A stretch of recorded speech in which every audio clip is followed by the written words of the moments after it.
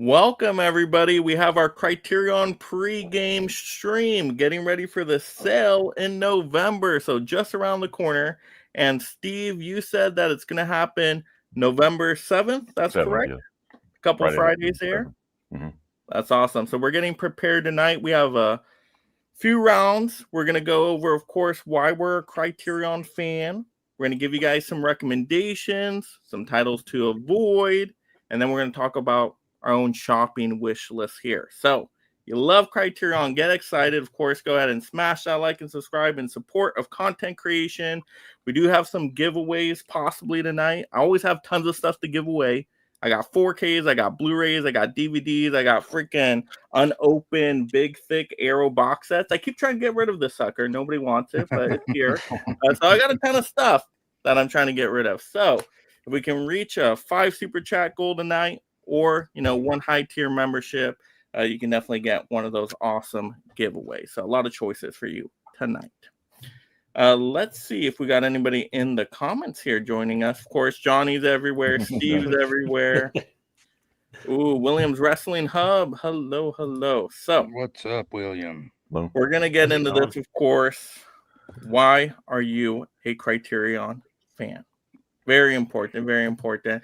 So we're going to kind of reverse order this for the first round. So Jeff, I know Jeff is always prepared. Jeff, why are you a Criterion fan?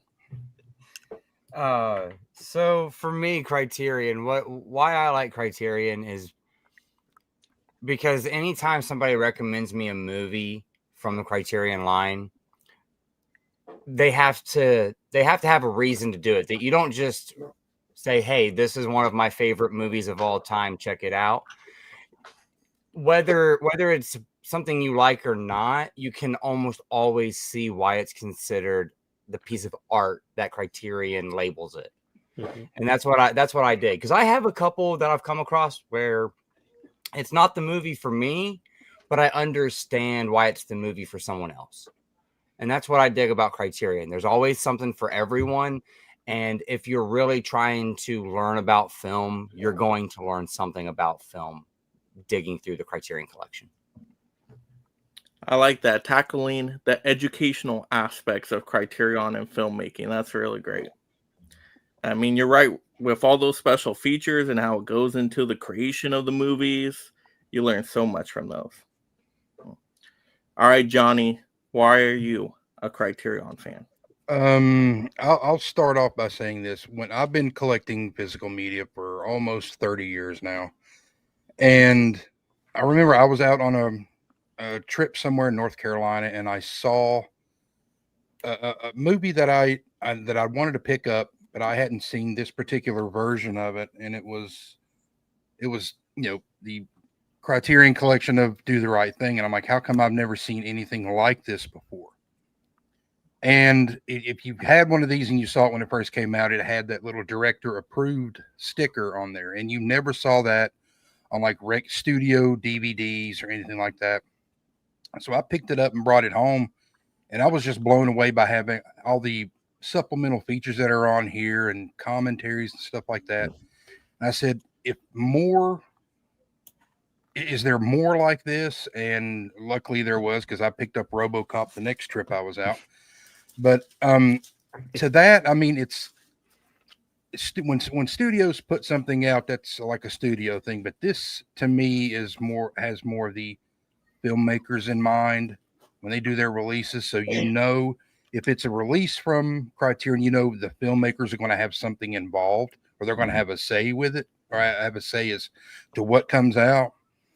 And if you really want to know about the film itself, you don't want to have to deal with the studio. You want to get it from the filmmaker. And that's what made me a Criterion fan, because this has filmmakers' fingerprints all over them, every release that they have. Great point, Johnny. The prestige, the quality elements to it.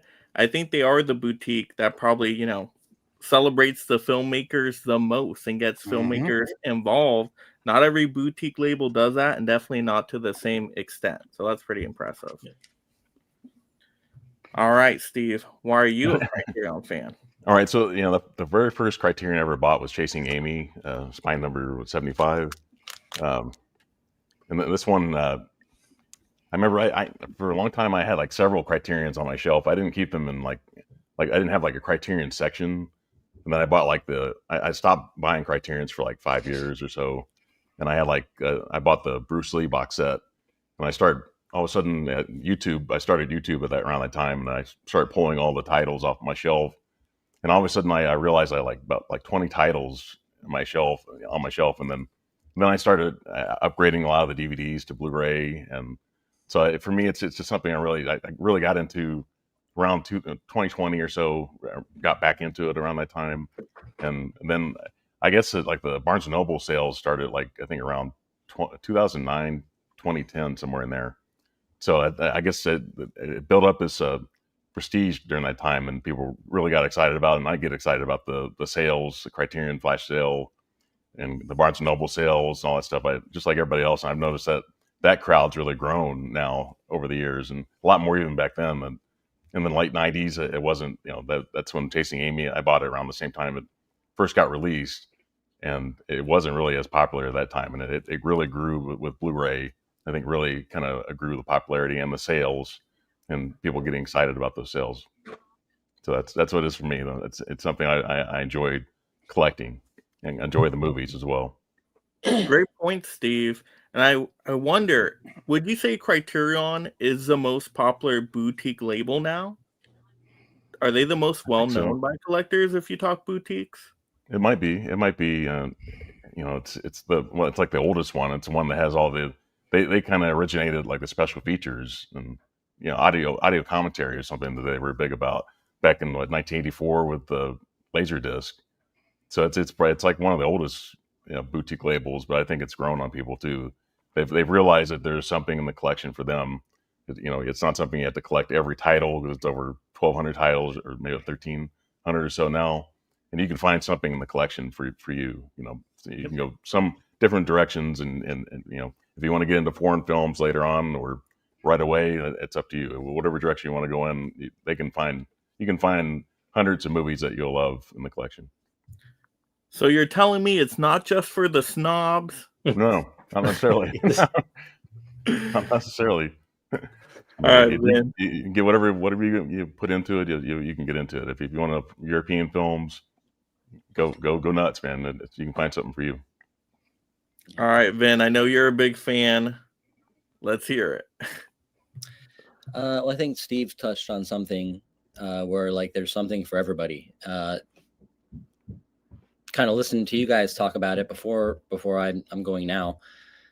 It's kind of like a gateway drug to worldwide cinema. Mm-hmm. It's a gateway drug. So you might grab a title that's more modern, Americanized title, like, all the various titles they have that a normal American connoisseur of films might know. But then maybe you like the packaging, maybe you become familiar with the label, and all of a sudden you're exposed to this massive, like Steve was saying, this massive library of films.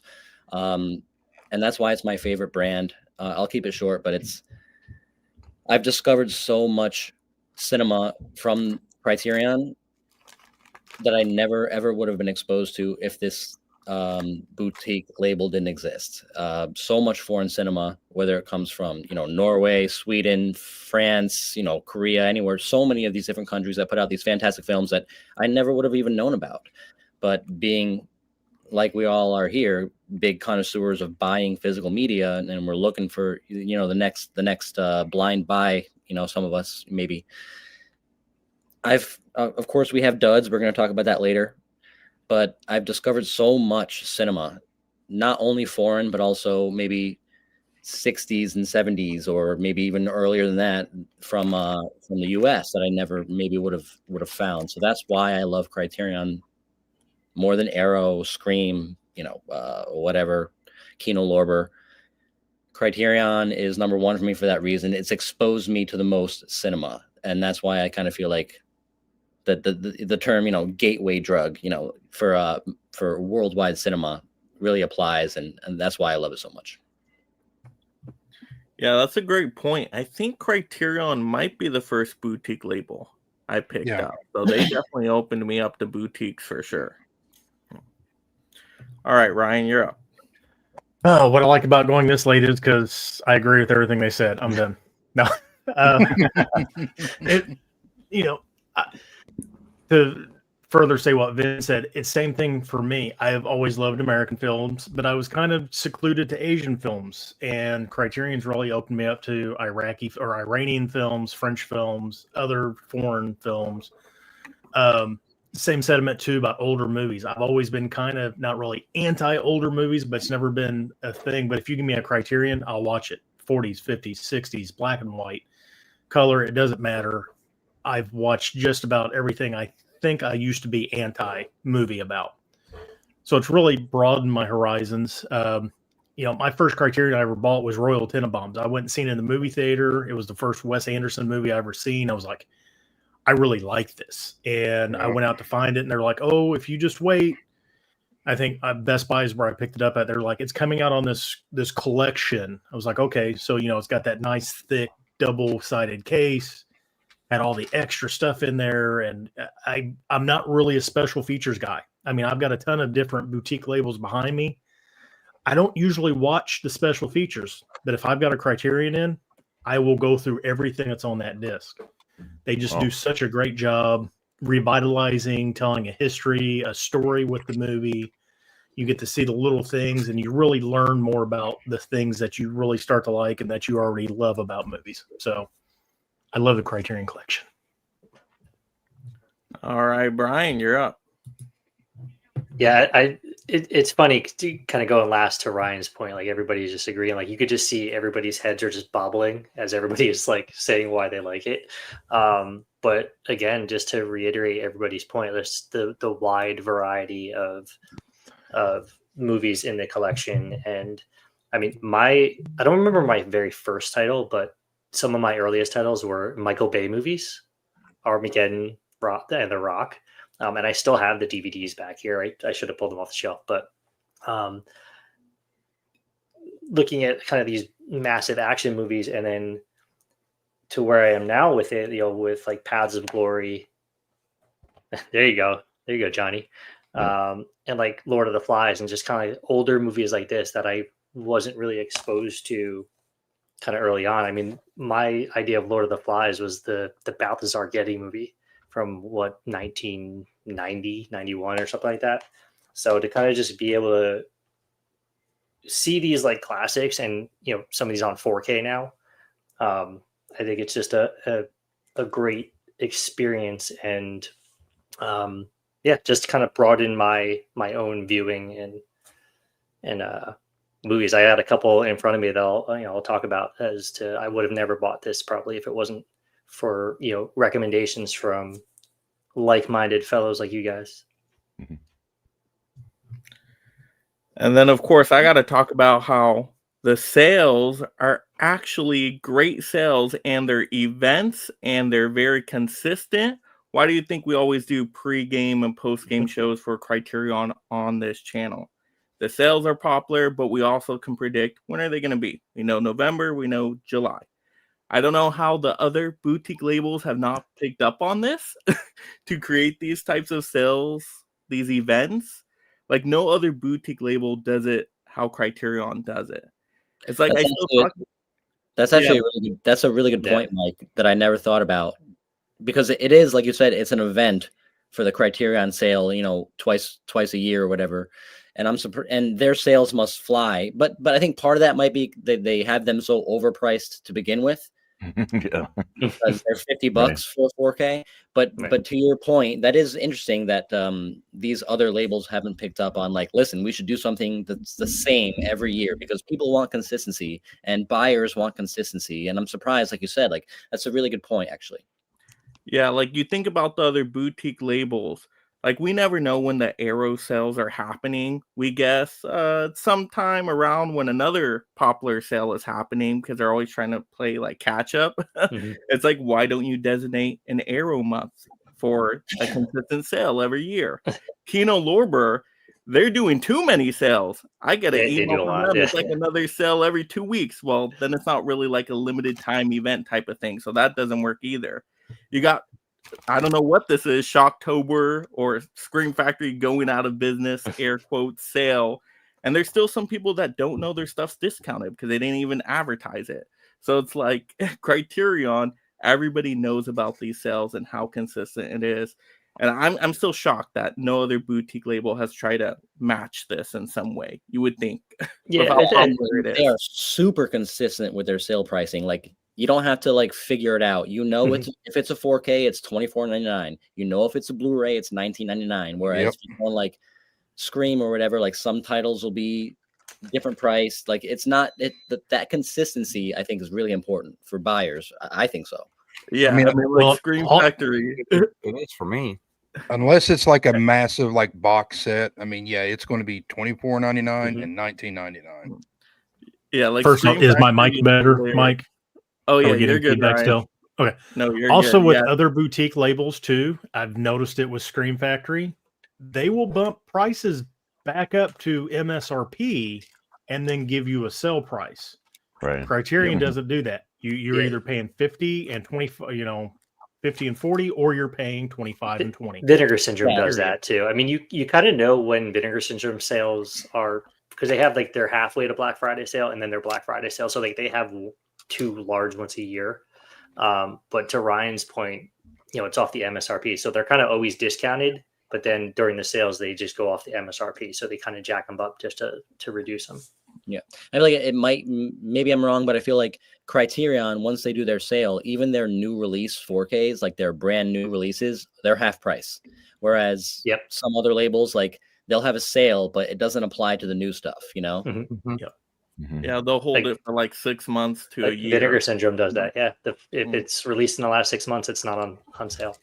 And I also like so the sale goes on sale on the 1st, and any title that comes out that month, you'll get that discount. If you pre-order it, you'll get that discount already because it's coming out in that month.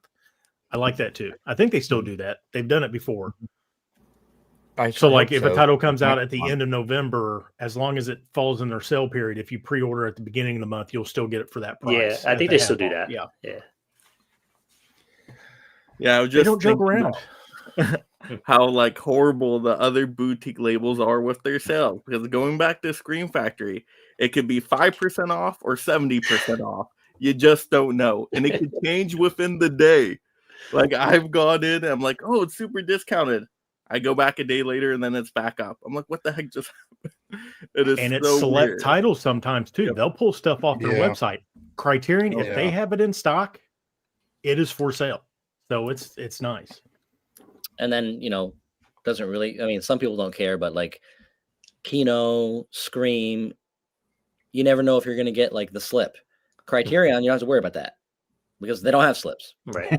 Yeah. For the most part, there's a few that have slips. Except for You don't except even know if you're it's going to Benjamin get the Button. movie. You don't even know if you're going to get the movie disc all the time with Scream Factory. I've ordered a Scream Factory movie before, and I got 3 other movies in there. None of them were the title I ordered. Wow. Never seen that. So I don't know how their quality control with their It's not very repackaging or return items working, but oh gosh. That was the craziest thing I've ever seen in my life. Yeah, so yay, Criterion, good consistency for the most part. All right, so let's get into our recommendations here. We'll do 3 rounds on this one, so little mini rounds within this round too. But let's do a recommendation here on a title you think is a little bit more mainstream, more of a crowd pleaser. Most people would probably like it to some extent. So just an easy pickup title pretty much, especially for people that are new to the Criterion Collection. It was kind of a safe bet for most people. Right. So I'll start here and we'll go around. So my first title I picked up last time on that last Criterion sale is going to be The Wiz. Yes. Okay. I know mine still has the audio issue. I didn't notice it, but hey, now you can get it with the fixed audio, I guess. But The Wiz is such a great title. Oh my gosh. I didn't remember how good this one was. But if you're into fantasy movies at all, like this is a crowd pleaser for sure. And I actually like it better than the original Wizard of Oz because I like the urban. I do. I do, Ooh. because that's more like rural, more country, right? Tornadoes and stuff. You know, I'm California, so I like the city. I like the urban environment. I thought the music was really spot on and catchy. I love the commentary in this one. I just thought it worked perfectly. And the 4K looks beautiful. Like you can see all the details, like with Michael Jackson's, Reese's Pieces nose. Like you can see the sharpness and everything. Like, and the colors pop. It's a beautiful looking movie, and it sounds incredible. So if you like music at all, this is a crowd pleaser. Simple as that. So I think The Wiz. I think most people would like this one. Would you guys agree? Is there anybody here that's like, oh no, I do not like The Wiz at all? I don't. Years since I've seen it. Yeah, I haven't seen it since I was a kid. Did they actually fix the audio? I think they did, It's- right? Because didn't they pull it? And 'Cause then I don't know, because I still haven't opened mine because I'm. Oh. Oh, I mean, I didn't notice it to begin with. So.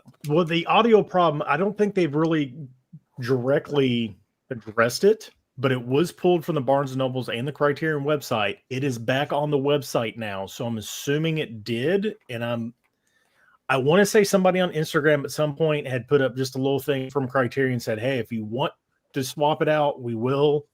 Apparently, it was literally like 3 or 4 words from a background character that wasn't even fully on screen. Mhm. So I don't know Oh. who caught it, how they caught it. It must have been somebody that really, really, really, really loves and knew the movie. So wow. it's Yeah, not I like it know. was some major thing left out or anything like that. It was just like a side character saying, "Oh yeah, that's great." Just something apparently off. If that's it, then shit, I'm gonna go ahead and open mine. Yeah, I'm like, I don't feel the need to return mine. I'm okay. I mean, it is a Sidney Lumet title, so I mean, if anybody collects that director, certainly you want to pick it up. It has that new smell. Yeah, it's the best part about buying anything like CDs and Blu-rays and 4Ks. Smelling that newness. I didn't And I you didn't can- know that was a Lament. I might have to get that. I don't have the Wiz, but I like Sydney's film, so I might have to grab that one. He did Well, I get forget some the heat. the female Good. singer in there is great. Michael Jackson. I mean, you can think whatever you want about him. I mean, it's Michael Jackson, but his singing in there is great. Like, I'm not much of a musical type person, but Yeah, me too. The Wiz was one of my favorite things as a kid. I hated the original Wizard of Oz. It scared me as a kid. I didn't like the flying monkeys. The melting witch was The scary, but the Wiz was upbeat. It was fun. It was singing, and it was great. Didn't give you nightmares. Yeah, it's No. Diana Ross. Diana Ross is Yeah, Diana she was Ross. Yeah. big time, in the 70s and 80s. Yeah, All right, Brian. I what was, do you I got was for wanting to say recommend? Gloria somebody else, but I knew that wasn't right. All right, so for my first recommendation, I'm going to go old and long with this one and foreign. Seven Samurai. I think Yes. I think this Yep. it might put people off a little bit because subtitles. It's like almost 4 hours long. It's in black and white, but it's just such a great movie. I watched it for the first time last year, and thanks to Criterion, I got it on the 4K. But it's just such an iconic movie, and the fact that it took me so long to watch it, I feel like almost like ashamed to say that because it's paved the way for like a lot of like American classics. The booklet in here, I think there's a booklet. Yeah, there's a booklet in here, and it talks about like how John Ford kind of took a lot of inspiration for the westerns that he did. And obviously you have the seven, Magnificent Seven, that it's basically the same movie, just a lot shorter and Americanized for the Western. But I really think everybody should give this a shot. There's an intermission, so if you don't want to sit down and watch it for 4 hours, you could take a break. I was going to do that. I ended up watching it straight through because I was just so enthralled by it. But it really is just a fantastic movie. it doesn't seem. It's like 3.5 hours. It doesn't Yeah. seem like it. It goes Yeah. fast. I mean, I think that It does. That's why I just ended up kind of watching it straight through. Man, you're getting me tempted here. I haven't seen that movie, but that's a bold choice. 4-hour movie, foreign language film. I know Oh, man. it'll It's turn a risky lot of to people me. off just because of all that. Mm. But I Yeah. don't know. Well, if Mike, you I like don't the see you Magnificent watching Seven, that at all. Yeah, I see you I enjoying it have all, a Mike. It's a but I stretch, do Mike. love the Magnificent Seven, and I don't like a lot of westerns, but I like that story. Yeah, so See, I watched Magnificent Seven, all of them. I watched them after I watched Seven Samurai because I wanted to kind of like see how like it took the inspiration. And the original Magnificent Seven is great, and even the sequels are pretty good, and the remake with Denzel. So. all Well, right, and even man. the Seven Samurai has been remade several times. There was like another Seven Samurai in the 60s or 70s, and then there was like the eight Lone Samurai, 13 Assassins. Even it's been remade several different times with different takes as well. All right. Yeah, I haven't seen that one. Somehow, I haven't seen that one, and I've been waiting by it. But sometimes films that are from pre-1960s are a bit of a struggle for me. Especially, I don't care about length. If it warrants 4 hours, it warrants 4 hours. If it warrants 90 minutes, it warrants 90 minutes. But I tend not to always really enjoy films that are from like 30s, 40s, 50s. I struggle with that era sometimes because I do feel like elements of filmmaking have just evolved so much and it becomes so much better in a lot of senses. So sometimes I find myself wanting to appreciate these films that are iconic classic films. Again, I haven't seen Seven Samurai, but it is regarded as a classic iconic film. I find myself wanting to appreciate them more than I actually enjoy them, if that makes sense. Yeah, no, I think that makes sense, Finn. Absolutely. All right, Ryan, what do you got to recommend? All right, I've talked about this movie. I think just about every single one of these I've done with you, but it's also a musical. It's tied for my favorite movie in the collection. I've watched this a bunch of times. I just love the story. Basically, loosed on a folk singer in the '60s. We'll go with the Coen Brothers, Inside Llewyn Davis, and everybody's like, "Oh, Blood Simple," and oh no, I just completely blanked on No Country. There we go. Yeah. Did I pick your title? I was going to pick that one, but yeah, I got to revert. Oscar Isaacs really does a really good job in this. It's got a great cast. Carey Mulligan, Adam Driver's a backup person in here. Justin Timberlake blew me away in here. The Cat, but John Goodman, his character showing up in there was great. But it really shows the struggle of a musician and just as a person in general trying to make something of themselves. And what I like about it is there's not a happy ending. He gets defeated and he accepts it and he just goes back to his life and he goes, okay, I'm going to make the best of it.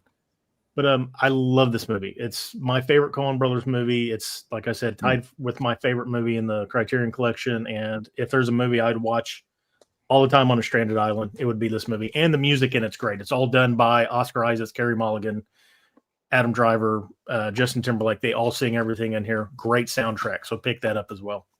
Yeah, the music is I actually second that.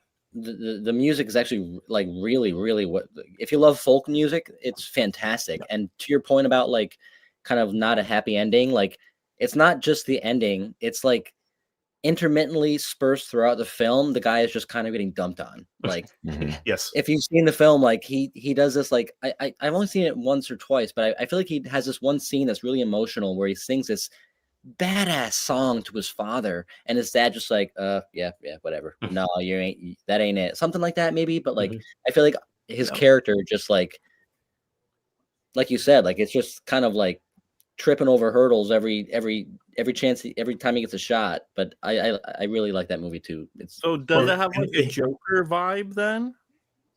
No, Because then the Joker's no, not at all. No, Okay. it's not a Joker. Well, like the little things come out. There's like a family dynamic to it because he deals with a sister. That's where the cat comes in. His record manager actually has been screwing him over the whole time. That's why his career hasn't went anywhere. And that's when he decides to make the one move to go to Chicago, which that whole interlude with John Goodman's crazy. Yeah. And then that's when he finds out even more stuff. And, it's like, go back to where you're from, buddy. Subplot is fantastic. It's such a great part of the movie.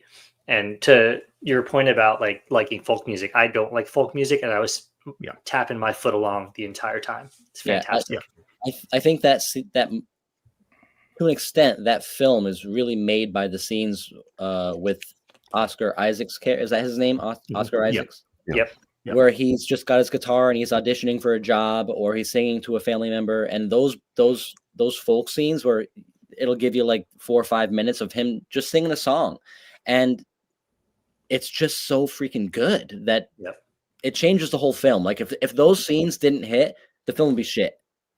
Yeah, to an extent. But man, I don't know if you're selling me on it or what. I'm like, should I avoid this one? Those films did hit, is my point, and that's why the film is so great.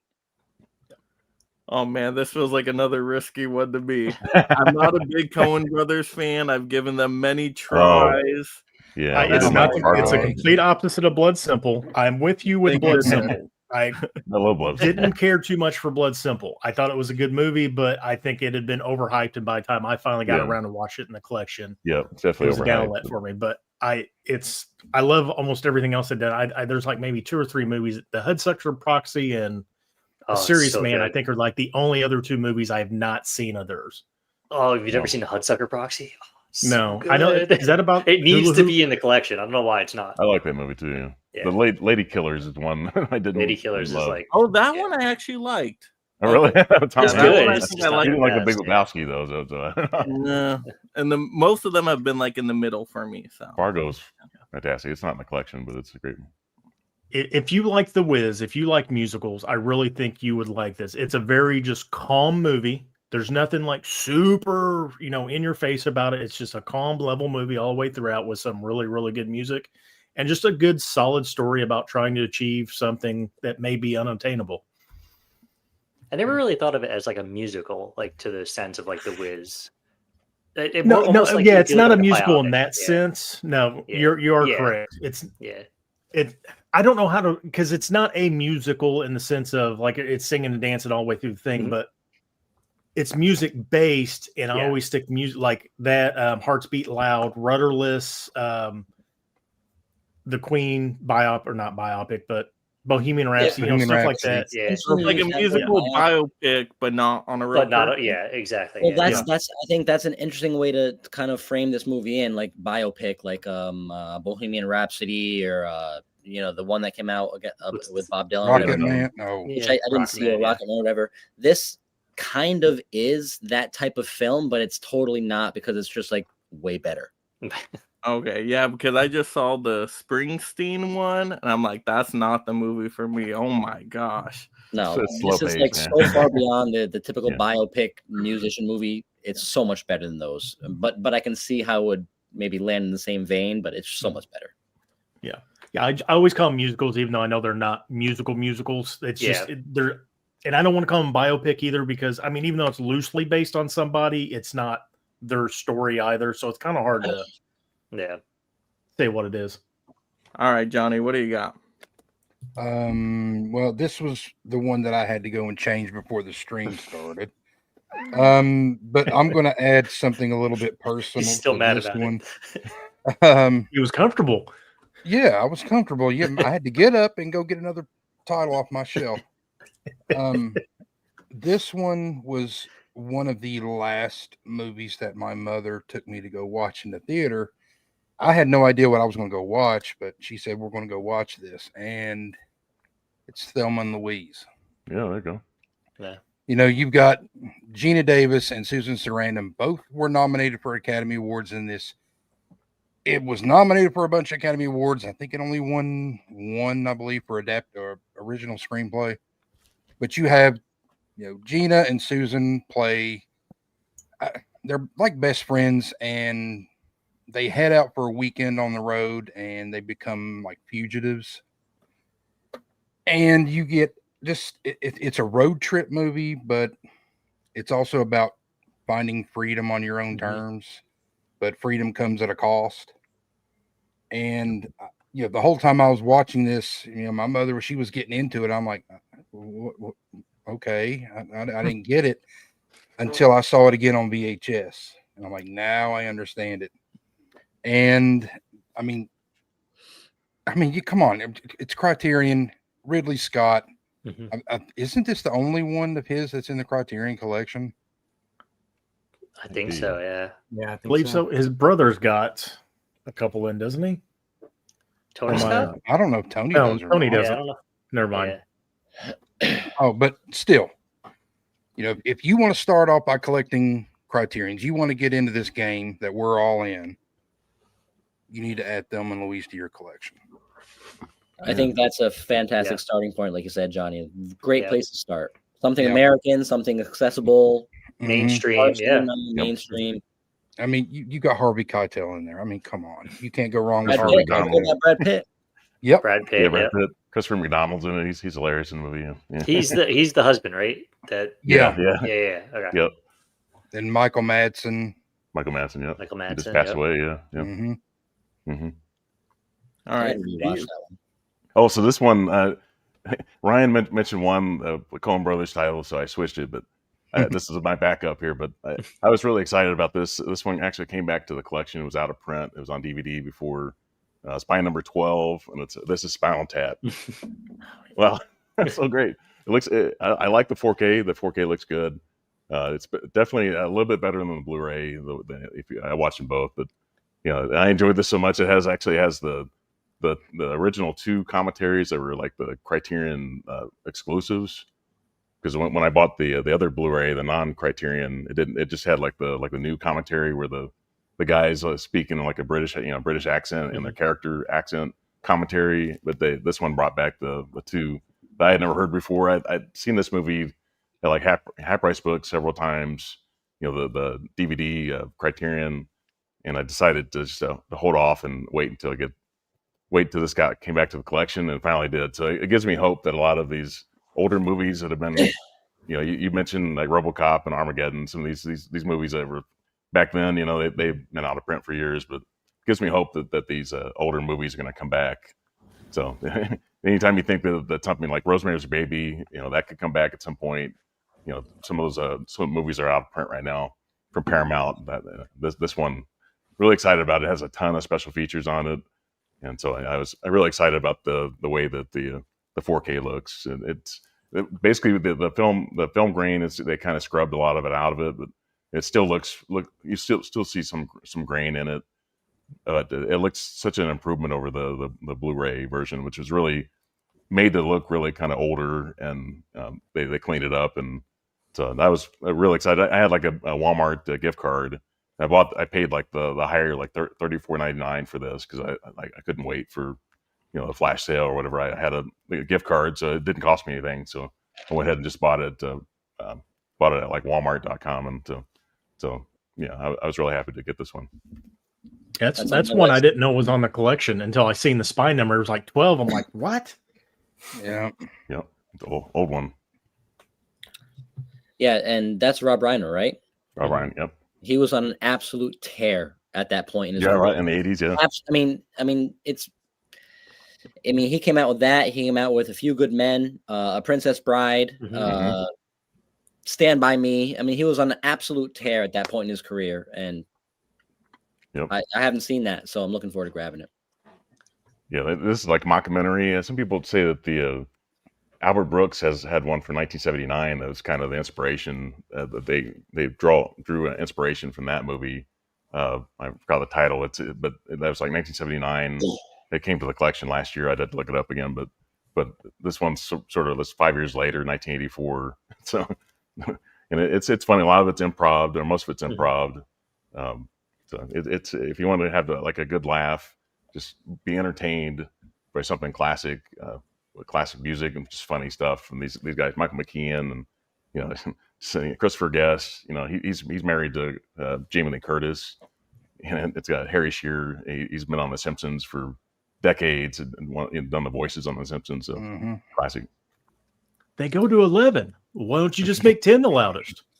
Yeah, because they go to 11. Yeah, I wonder if the sequel's going to go to the collection. I don't know. I was kind of hit or miss on that one. It was classic to see those guys back, but you're talking about guys that are in their late 70s, and Harry Shearer's like 81, something like that. I was actually surprised it was not a bonus movie, like a second disc in the 4K. I was surprised it wasn't added. Got released around, I think. Yeah, Criterion came out like a few weeks earlier, and then the movie, the sequel Yeah. got released. But I give them credit for just at that age to be able to do any kind of improv or just to do it was great. And I would like to hear the commentary. Like if I get the Blu-ray or 4K for that movie for the sequel, it'd be worth getting. I love the ending to that movie. The sequel is a fantastic ending. Kind of piggybacks on what they do in the original one that I thought so good. It's like an overcorrection kind of thing. That's really funny. I wonder though if they will do a combo pack. Like if the studio will release like a 4K combo pack. I know it won't be the Criterion one, but just to get both movies together for like a better deal. Yeah. I don't know. I might have to wait. You mean on cash that grab, one. right?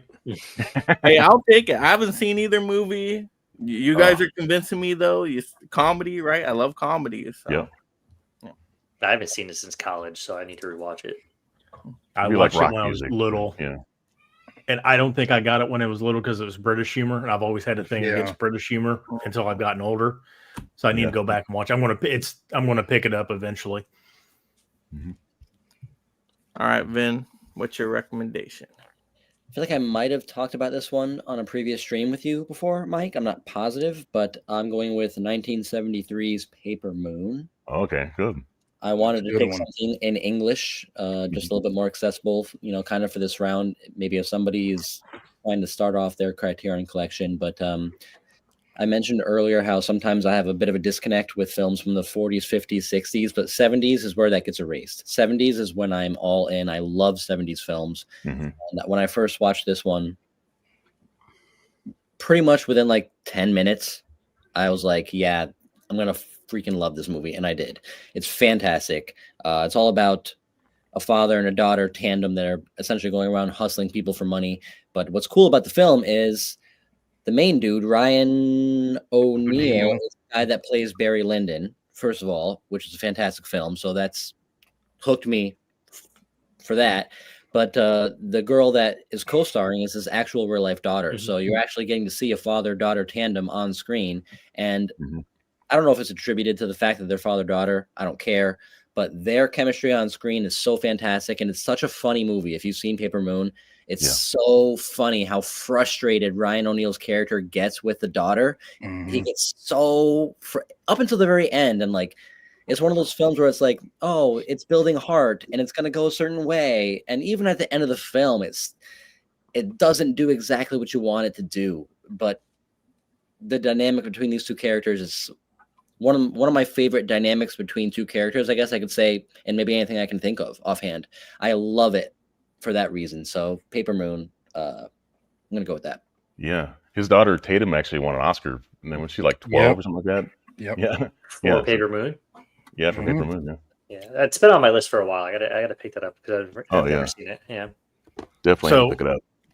I'm glad you brought that up, Ben, because I got it on sale through Amazon because of you guys for cheaper on 4K than the Barnes & Noble sale at the last sale. Yep. So we can always bring that up. I know this is a Barnes & Noble sale, but check Amazon too, because they also price match, but sometimes they will super discount titles. Like what the Paper Moon we got, it was on sale for what, $17.99? $17.99. Wow. Yeah. So I picked it. It was like one of my last pickups because you guys was like, "Oh, hey, look, they got this on sale." I was like, "Well, I wanted it. I'm not going to pass it up at For the $17.99." 4K, $17.99. Yeah. Shit. They were doing like I missed it. 64% off just random 4K titles. They did that with a few Didn't they do it with the movies. Sorcerer too? Yeah. Yeah. Yeah, I remember Mike posted it. Yeah. It's a nice digibook too on top of all that. Yep. Yeah, they always do that with a few movies, so you got to really check those. Yeah. It's like Randy Quaid's in that too. Remember Randy Quaid has a Randy Quaid makes a really young Randy Quaid, 1973. He makes the fight there on the scene. Yeah. All right, Jeff, what do you got? So I'm just gonna go with like the first thing that I ever bought on a Criterion sale. I had a couple that I had found like thrifting around and whatnot, but I think this is one of probably the most accessible films, and that's going to be Night of the Living Dead. Oh yeah. You don't even really have to like horror to like this movie. And I know there's like many ways to obtain this film, many different ways to watch it. It is, a free movie, but no one touched it and treated it as well as Criterion did. It has the most special features that it has pretty much every special feature you have ever seen for the film in this package. And they made the film just look so good. But I say that anybody starting a Criterion Collection, this is a good way to start. Is that the 4K? It is. Yeah. Because I have the Blu-ray, but it's in the Digibook. Yeah. I was the just Blu-ray thinking that looks great too. I was too. like, is that the DVD or the 4K? And even the DVD 4K. version is really, really good. And that's one thing I like about Criterion too. DVD to Blu-ray to 4K, quality scans, quality product across the board.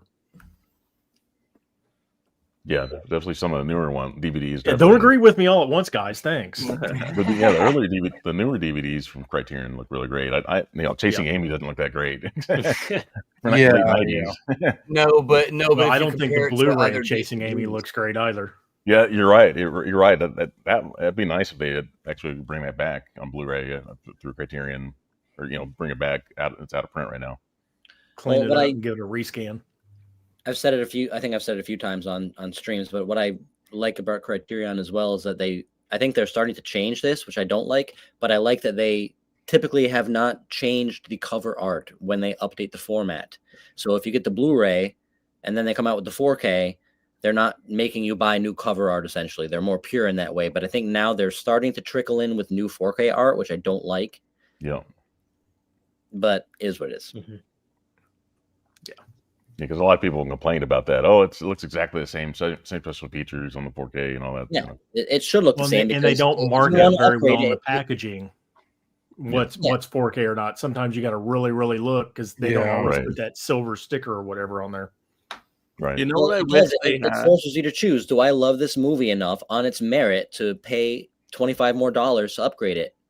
It's not about the cover art, because sometimes cover art, I myself do this. You'll buy the new art when you don't even really care about the movie that much. Yeah. Are you saying that we double dip a lot, Vin? I do not double dip. So you know what I wish they had, and no company would ever do this.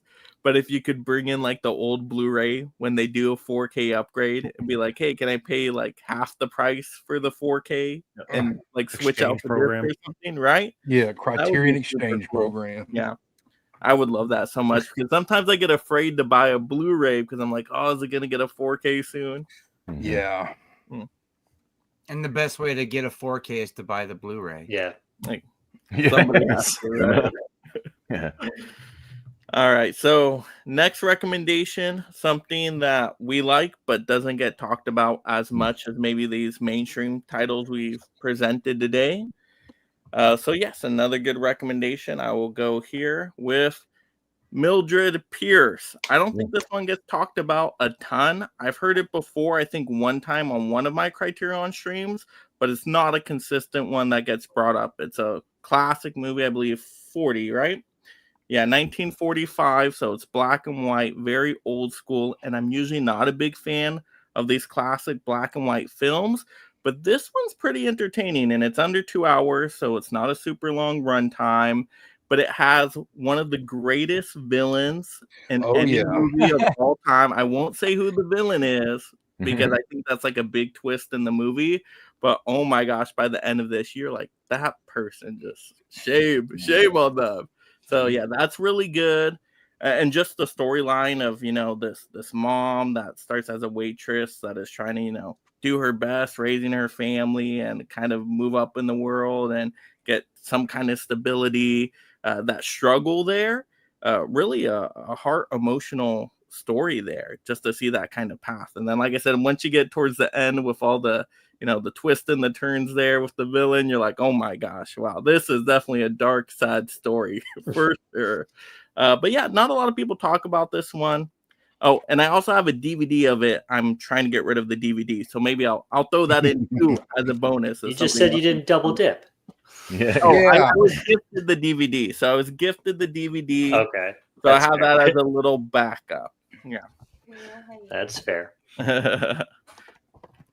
I'm gonna have to check that one out. You just sold me on that because Yeah. I've never seen it. So Yeah, No, and I'll it's great. upgrade sometimes. yeah, If I love a movie, I'll upgrade DVD to like 4K, but I rarely like upgrade a Blu-ray to 4K. Blu-ray to Like, 4K, that has yeah. to be a movie I really love. Yeah. right.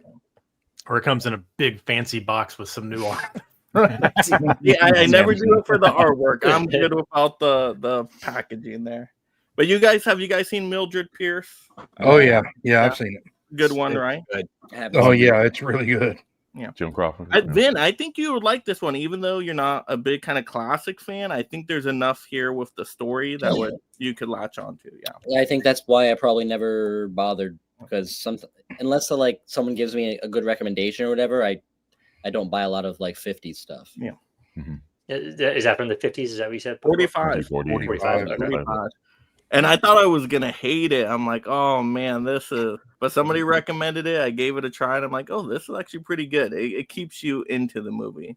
You'll hate somebody by the end of it. Yeah. Oh yeah, But you won't hate the fact that you watched it. Man, I was jaw dropped.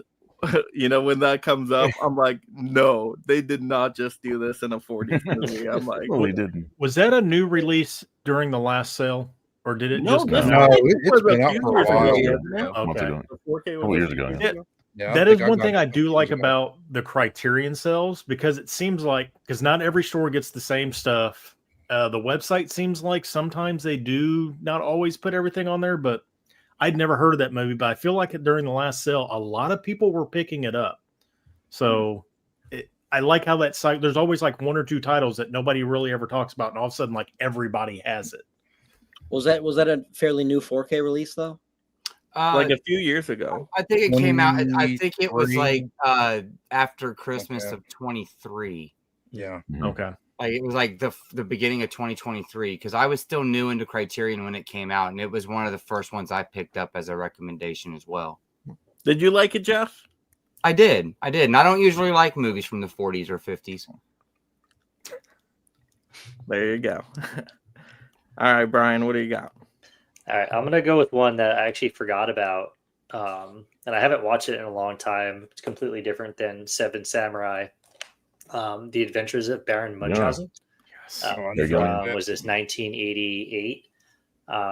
So I was a kid when this one came out, and I remember watching it all the time. And when Criterion came out, I think this is the 4K. Yeah, it's a 4K. When this is like an instant buy, just basically, just the nostalgia, just remembering this as a kid, and it's such a classic, like adventurous, weird movie. Terry Gilliam directed it, and he's just a wild guy.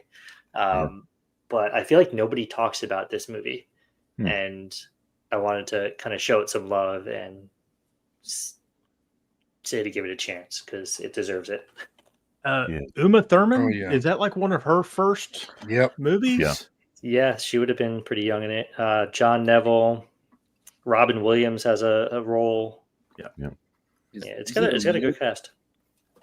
I upgraded that from DVD, and so I was really excited when I bought it on 4K through Criterion. Really excited about that when I saw it. Yeah. Wow! I picked up And the really liked 4K. it, I yeah. vaguely remember watching it as a kid, but I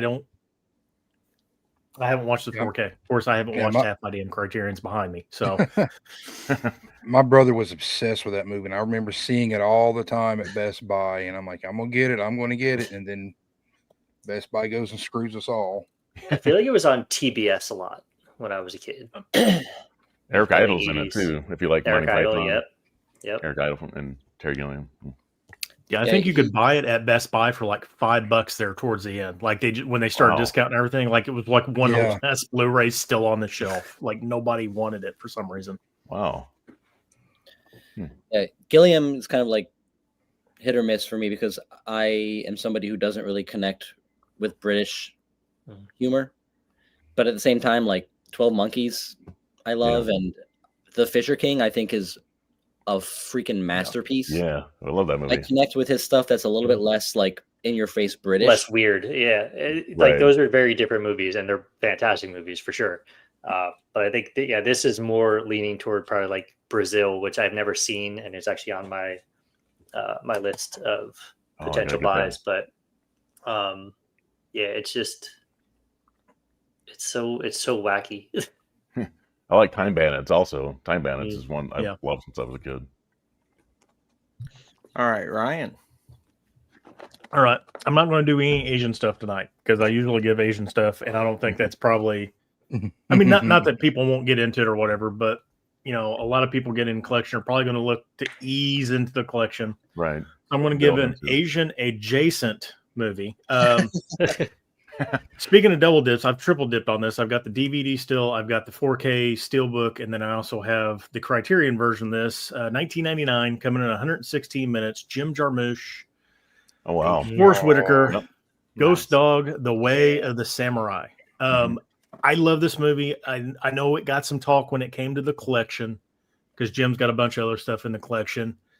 This is just another calm movie, even though he's a hitman, but it really delves into the way of a samurai. Like, he's a hitman. He really takes his stuff serious. Meditation, all that, very code driven, no women or children, stuff like that. You live by a creed, and then it gets crossed and stuff goes down. But Forrest Whitaker, I've always loved Forrest Whitaker. He's always had kind of quirky, good characters, always been like a second man on a lot of stuff, but he really, really leads this movie, and it's just really well done. Soundtrack by RZA from the Wu-Tang Clan. Yeah. He shows up in the movie too. Can't beat this movie. Like I said, very good. Ghost Dog, The Way of the Samurai. Pick it up. I I was got going to bring that up tonight. But I didn't pull it off the shelf, but yeah, I love that. I've had that for a while and never watched it. I need to see it. I've got it and I watched it once, but I really want to rewatch it now that you talk about it, because a couple sales ago I went down kind of a Jarmusch rabbit hole with Dead Man and Night on Earth. Yeah. What's the other one?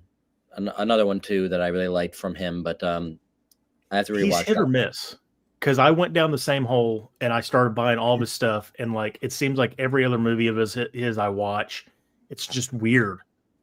I don't Down by Law is the other one. Down by Law I liked Down by Law a lot. Yeah. All right, Johnny. Okay. This is a title on some of you. I'm pretty sure, maybe a couple of you have heard of this one. But since we're here in spooky season, or towards the end of it, I decided to pull out a Frank Capra classic, and that is Arsenic and Old Lace. I mean, it's a comedy, but it does have its it has its like little horror elements in it. You've got Cary Grant, and he's this like drama critic, and he's a notorious playboy, and all of a sudden he gets married really. He gets married really suddenly, and he kind of wants to keep it out of the press. So he goes to his aunts. It's two aunts. They live in Brooklyn. And it turns out that they have been killing people and burying them in their basement. And they have I believe it's his uncle or someone living with him. He thinks he's Teddy Roosevelt. Yeah. He keeps blowing on a horn, running up the stairs and bursting through his door into his room. And then he has a brother who shows up who looks strikingly similar to Boris Karloff. This is a great film. I mean, it's funny. It does have its horror elements, and not a lot of people talk about this, but perhaps they should. When is that one from? This is from 1944. Okay. Right.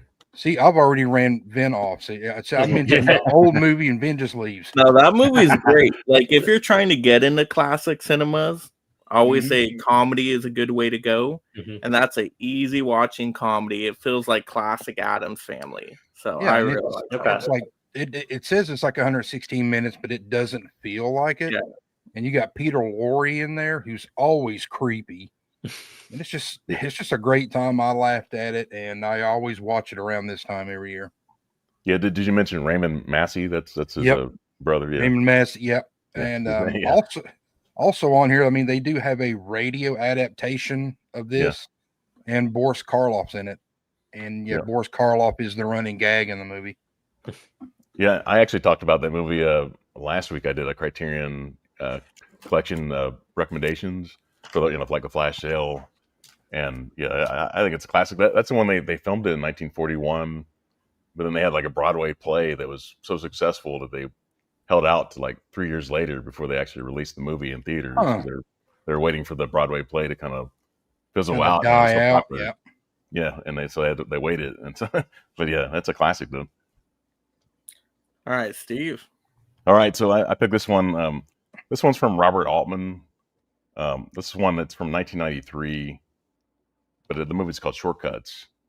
And this movie's such a strange kind of movie. It has a lot of stars, and it's like 25 stars in the movie. It's like 3 hours long, but because it has all these different storylines of all these actors that are like really famous.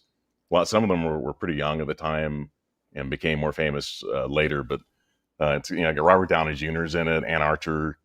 I had to pull up here, but it has Andy McDowell, Bruce Davidson. Jack Lemmon this is like near the end of his life, I think, and he does this great. He has a really great scene just talking about how he screwed up his kid at the time. Matthew Modine's his son in the movie, and Fred Ward's in it. Jennifer Jason Leigh, Chris Penn, Lily Taylor, Madeline Stowe's really hot in this movie.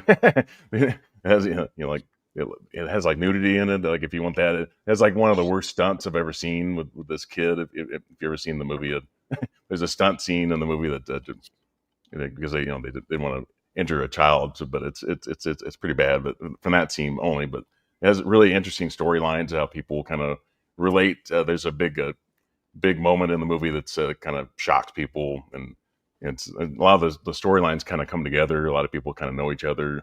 And I think it's one of the better films from Robert Altman in the collection, like The Player, those kind of movies. But yeah, I would recommend it. What Though. is it, Steve? Is it a drama, a thriller, a comedy, or it has some comedy in it? It's some of the topics are kind of serious because there's something that happens in the movie that's it's pretty serious. I mean, these guys on a fishing trip kind of thing. Yeah, and yeah, it's. But so many young stars. Robert Downey Jr. was not famous at the time. This is one of his earlier, like more serious roles. He was in Weird Science before, some more comedies before. But yeah, it doesn't seem like 3 hours though. Again, it's because they have 25 actors and different storylines, and they have to kind of tie all the storylines up near the end. That's why it takes a while to kind of wrap everything up. But I think it's somewhat mainstream, but not mainstream at the same time. It's Robert Altman. How he loves the dialogue's really great, and it's exposition. It's like I said, and really hot actresses, and it's if you want to see some, Madeline Stowe at the time, she was on top of her game at the time. Well, you have piqued my interest, Steve, because I've never heard of that movie till now. So there you go. I can't remember. Is it that one, or is it The Player that's like usually almost like always out of stock on Criterion?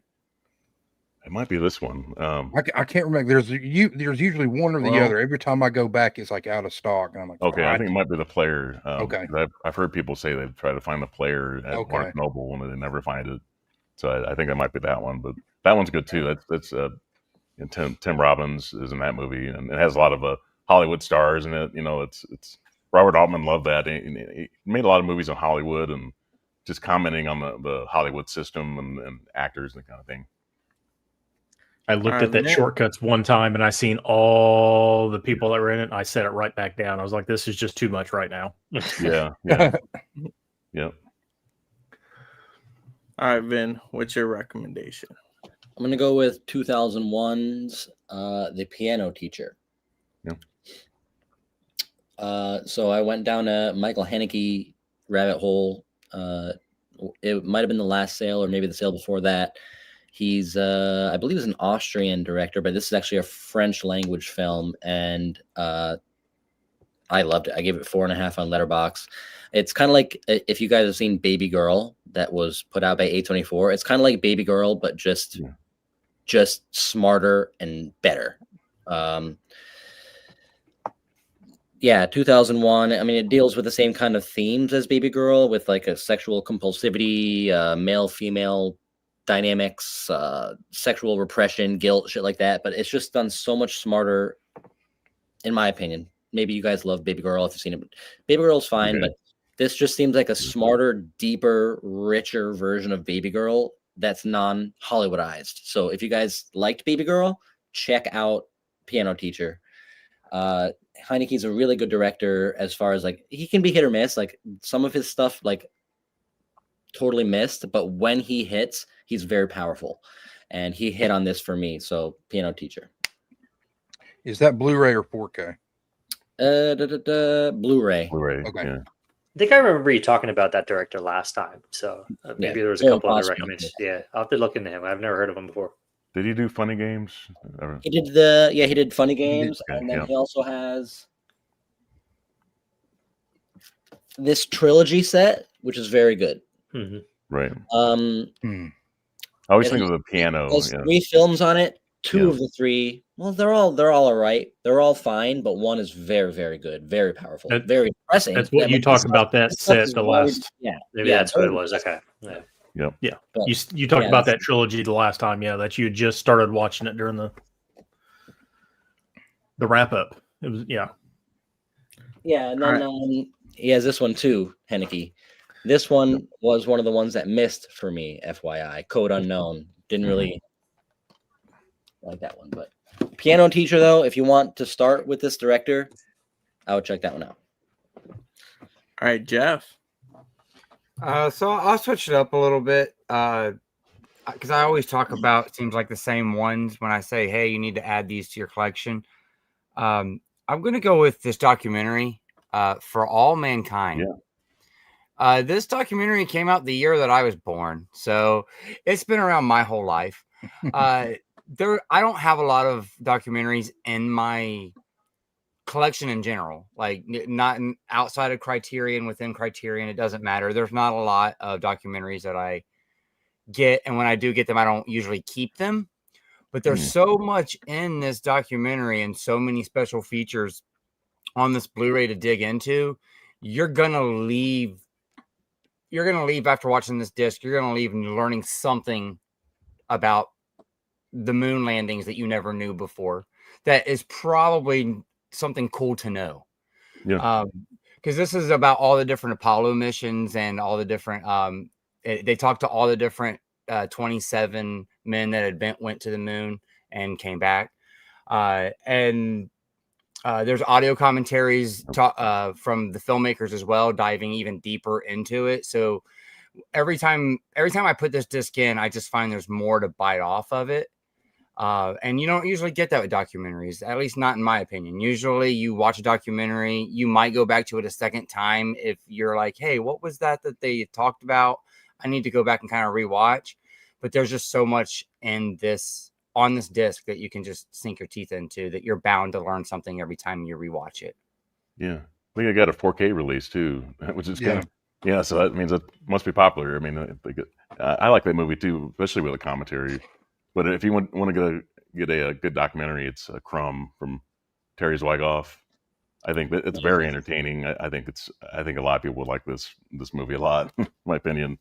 Crumb is amazing. Yep. All right, some great recommendations there. Of course, now we got to talk about some titles to avoid.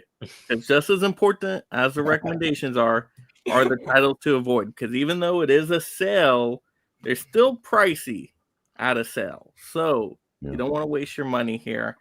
So we got to go over some cautionary tales. All right, so I will go first here. Now, this is a Jeff recommendation. Jeff recommended this one, and I cannot recommend it here. And I'll tell you why, but it's going to be Nanny. Now, this movie is a good one-time watch, but I don't think it has much rewatchability. That's the first issue. Plus, it's a Blu-ray, and it actually does look pretty decent on, I think it's on Prime to stream it, so you can stream it the one time if you really want to. Like I said, I think it's a good time one watch. I don't think I'm ever going to rewatch it, which is the problem.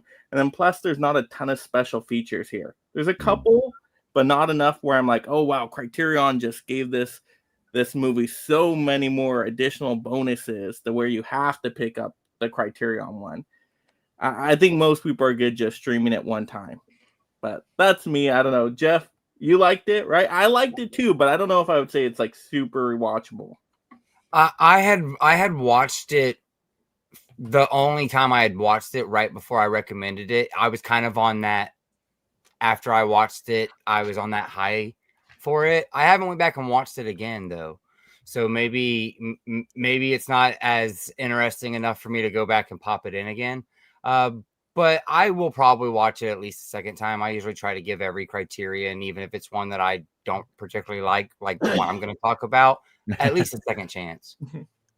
Yeah, it has good commentary in it. Absolutely. It's atmospheric, but I don't know, it's not very scary either. Now that I'm thinking back to my one-time watch, it was less scary, but more atmospheric. So I don't know. It's not like that go-to horror movie I want to watch multiple times. Have you guys seen Nanny at all? I've never seen it. Nah. I remember when Jeff recommended it. Yeah.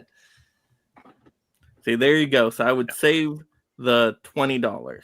I'd like to check it out and just see what it's all about. Yeah, like I said, it's a good one-time watch. So, all right, Brian. All right, so I chose Walker. Oh yes, I was going to mention that one. So this is Alex Cox, who did Repo Man, I believe, and Sid Nancy also. Yeah. It stars Ed Harris, who I absolutely love. Ed Harris, Mm-hmm. and on paper, I feel like this seemed like such an interesting movie. Mm-hmm. And then I watched it, and I was like, "This is just very weird." This guy basically leaves like his life behind. He becomes the president of Nicaragua at some point. It's very bizarre, and I don't know. It just didn't really land for me. And I hate like saying don't watch this. Like, to Mike's point, it's a good one-time watch. Like, check it out, and you probably won't need to see it again. But it was just a little too weird for me, and I don't know. Ed Harris was good in it, but that was about it. I checked it out at the library because I heard some things about it. Because I have Sid and Nancy and Repo Man. I love those movies, but I heard that, so I just decided I'm gonna check it out from the library before buying it. And I was disappointed. Yeah, very disappointing. All right, Ryan. That's one I don't ever hear anybody talk about, so that's good to know. Yeah. For a reason, yeah. All right. I'm gonna actually this is a newer release in the collection. It's spine number 1138. I love everything else these two directors have done. It's not the Coen brothers. I was excited when this movie came out because this is their first movie. And I bought it and I watched it and I hated it. Absolutely hated it. But it's from the Safdie brothers and it is Daddy Longlegs. Yeah. I didn't heard like about it. Never even heard of it. Yeah. So Uncut Gems and Good Times. Very anxiety inducing, edge of your seat movies. They keep you engaged. You want to hate people, you want to cheer for people and all that. And they, from the get-go, from their first movie, they try to do that and it falls flat. And it's about a dad trying to raise his kids. He's divorced. He lives in this little New York apartment. An opportunity comes up for him to do something for himself while he has his kids, and he wants to do it. So he drugs his kids. Gives them some sleeping medicine. And the kids are a very big part of the movie in the first act. And then these kids are drugged. He leaves them in the apartment, and then like the kids are just fucking forgot about. And like they are no longer a part of the story. And then it gets all over the place with him, and things happen. And then like the kids come back in the last 20 minutes of the movie, and they're just like, "Oh yeah, we're okay." It's like you could have cut the kids completely out of this movie and just made it a story about this loser dad trying to just go out and have fun in New York. Like, and it just, there was none of the anxiety and none of the edge of the seat with this at all. And I was sitting there, I was like, this dude just needs to be beaten because his kids are drugged laying in their beds for 2 days. Like literally, it was like 2 days, 2.5 days. And nobody checked on him. It's like, I would have murdered him. Like I was so enraged just being a dad watching this movie, and it was nothing like Uncut Gems and Good Times.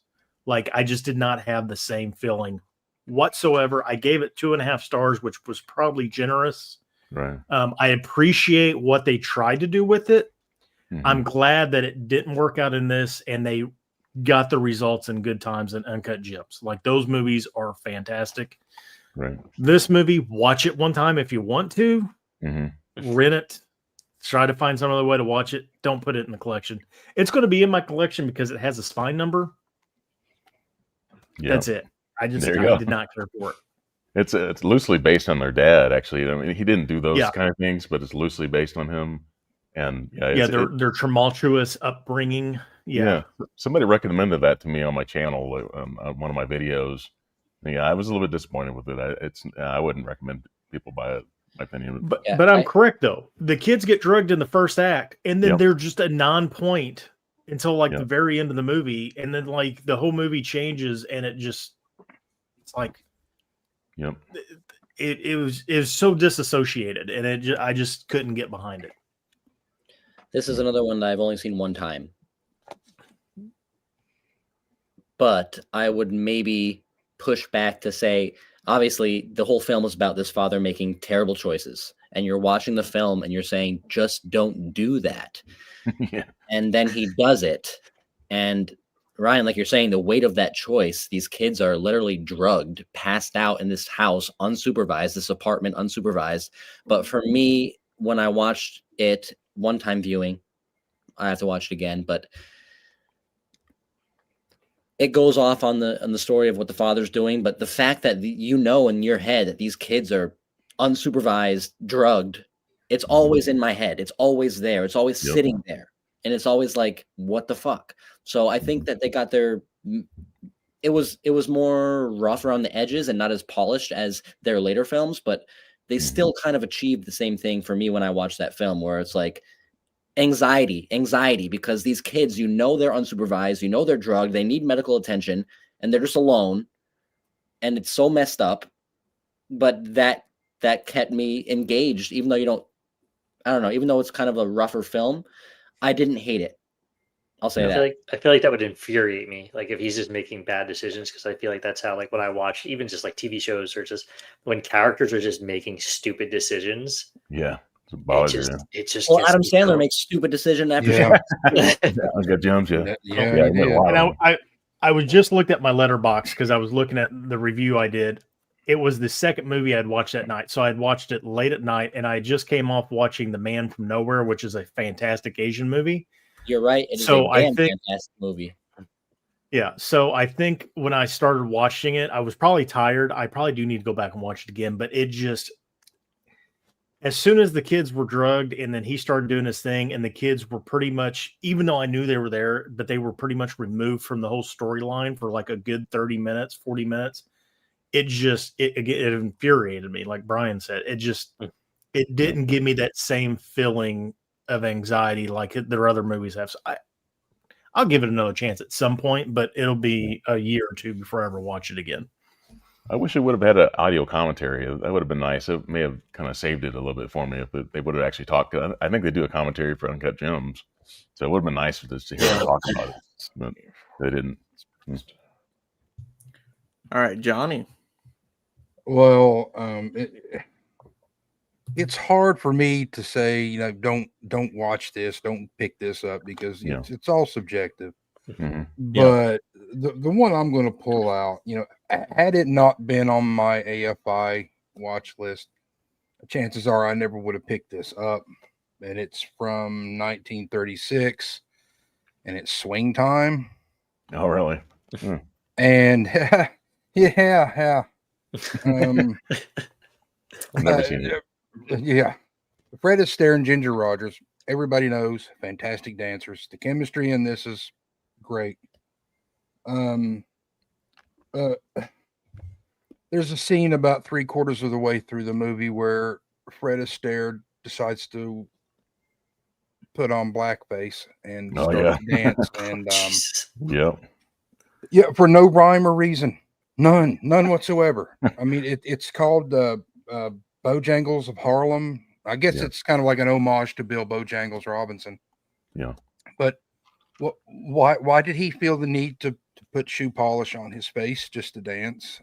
You didn't need to do that. And I mean, aside from that, I mean, before that, I mean, he's Fred Astaire is I think he's a dancer, and he decides to give it all up and become a professional gambler. There's his intellect right there.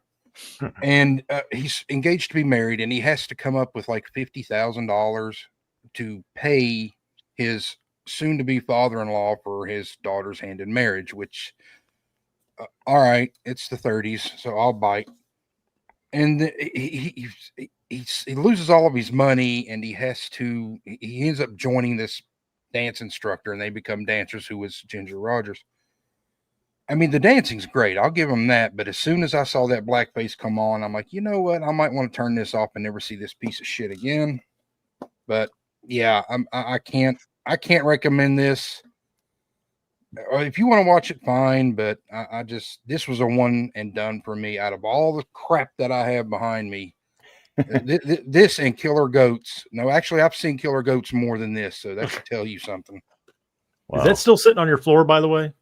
No, actually, I picked it up because my wife almost fell because I threw it in one of my streams.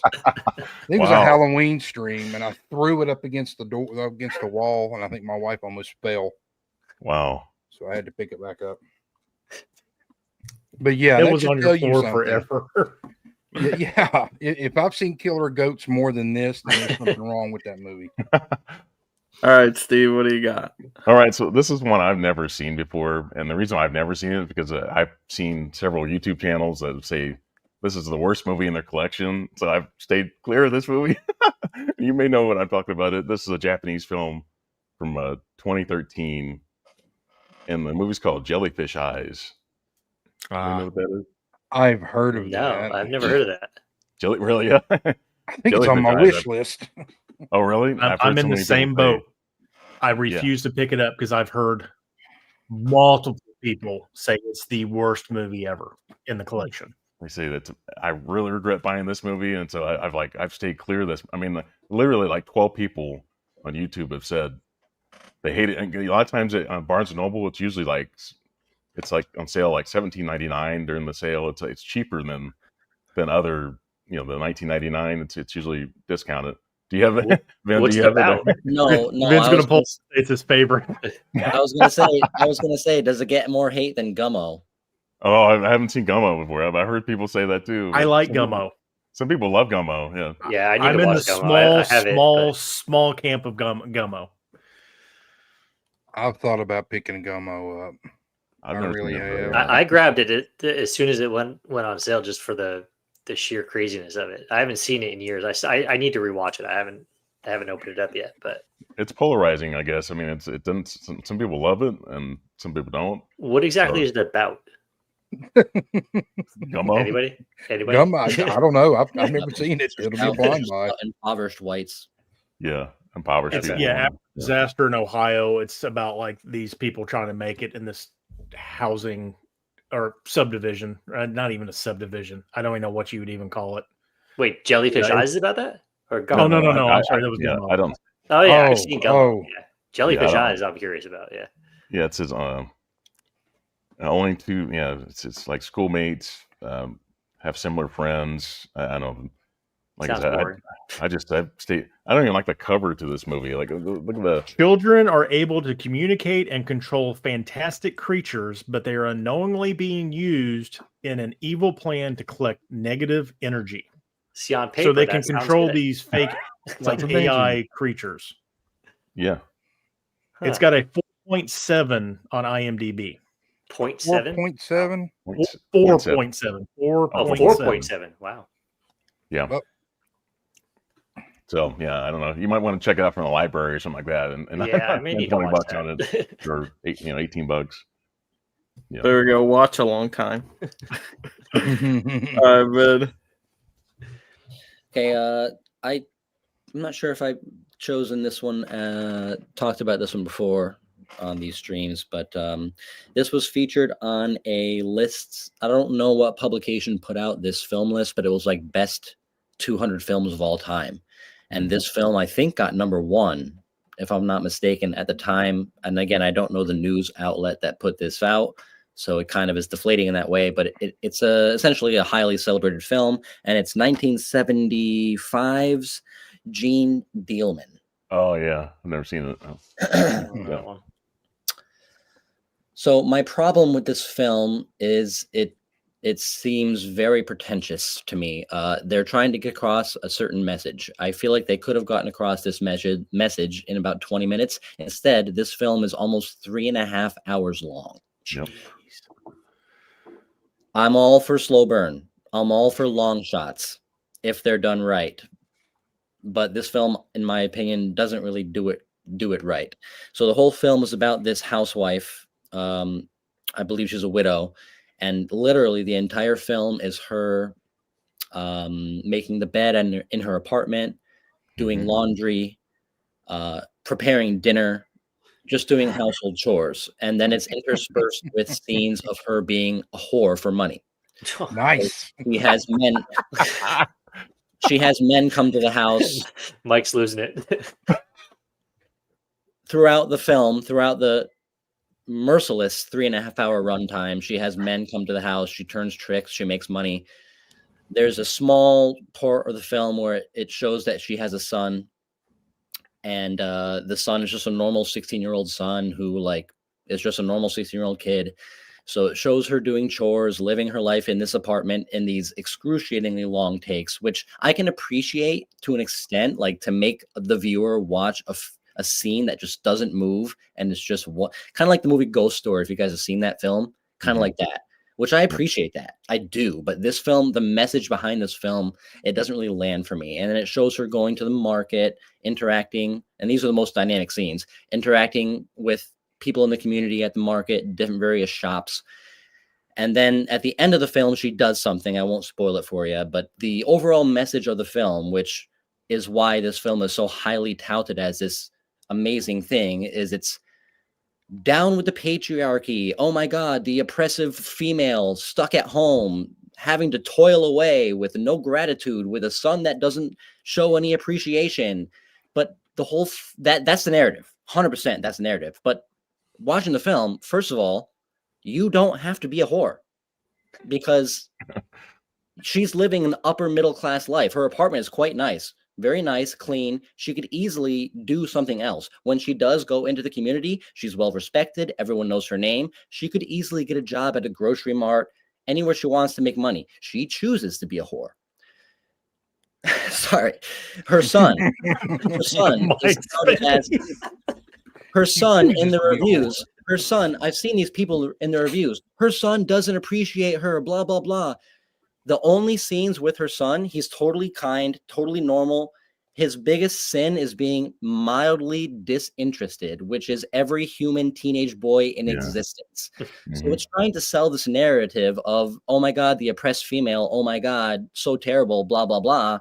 But you're just a whore that's fairly rich. And then at the end of the film, not to spoil it, she does something atrocious. No. But people that love this film will say, "Oh, it was validated because she was so, oppressed." No, she was not. She did something terrible because she was a psychopath. So, yeah.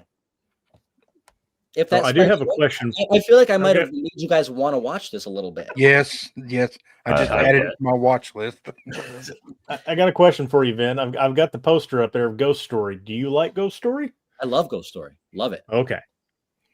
So it's the opposite of Ghost Story. I can appreciate long, lingering, long shots. I can appreciate. Ghost Story is fantastic. It's a masterpiece. Nah, not so much. All right, Jeff, I don't know how you're going to follow that.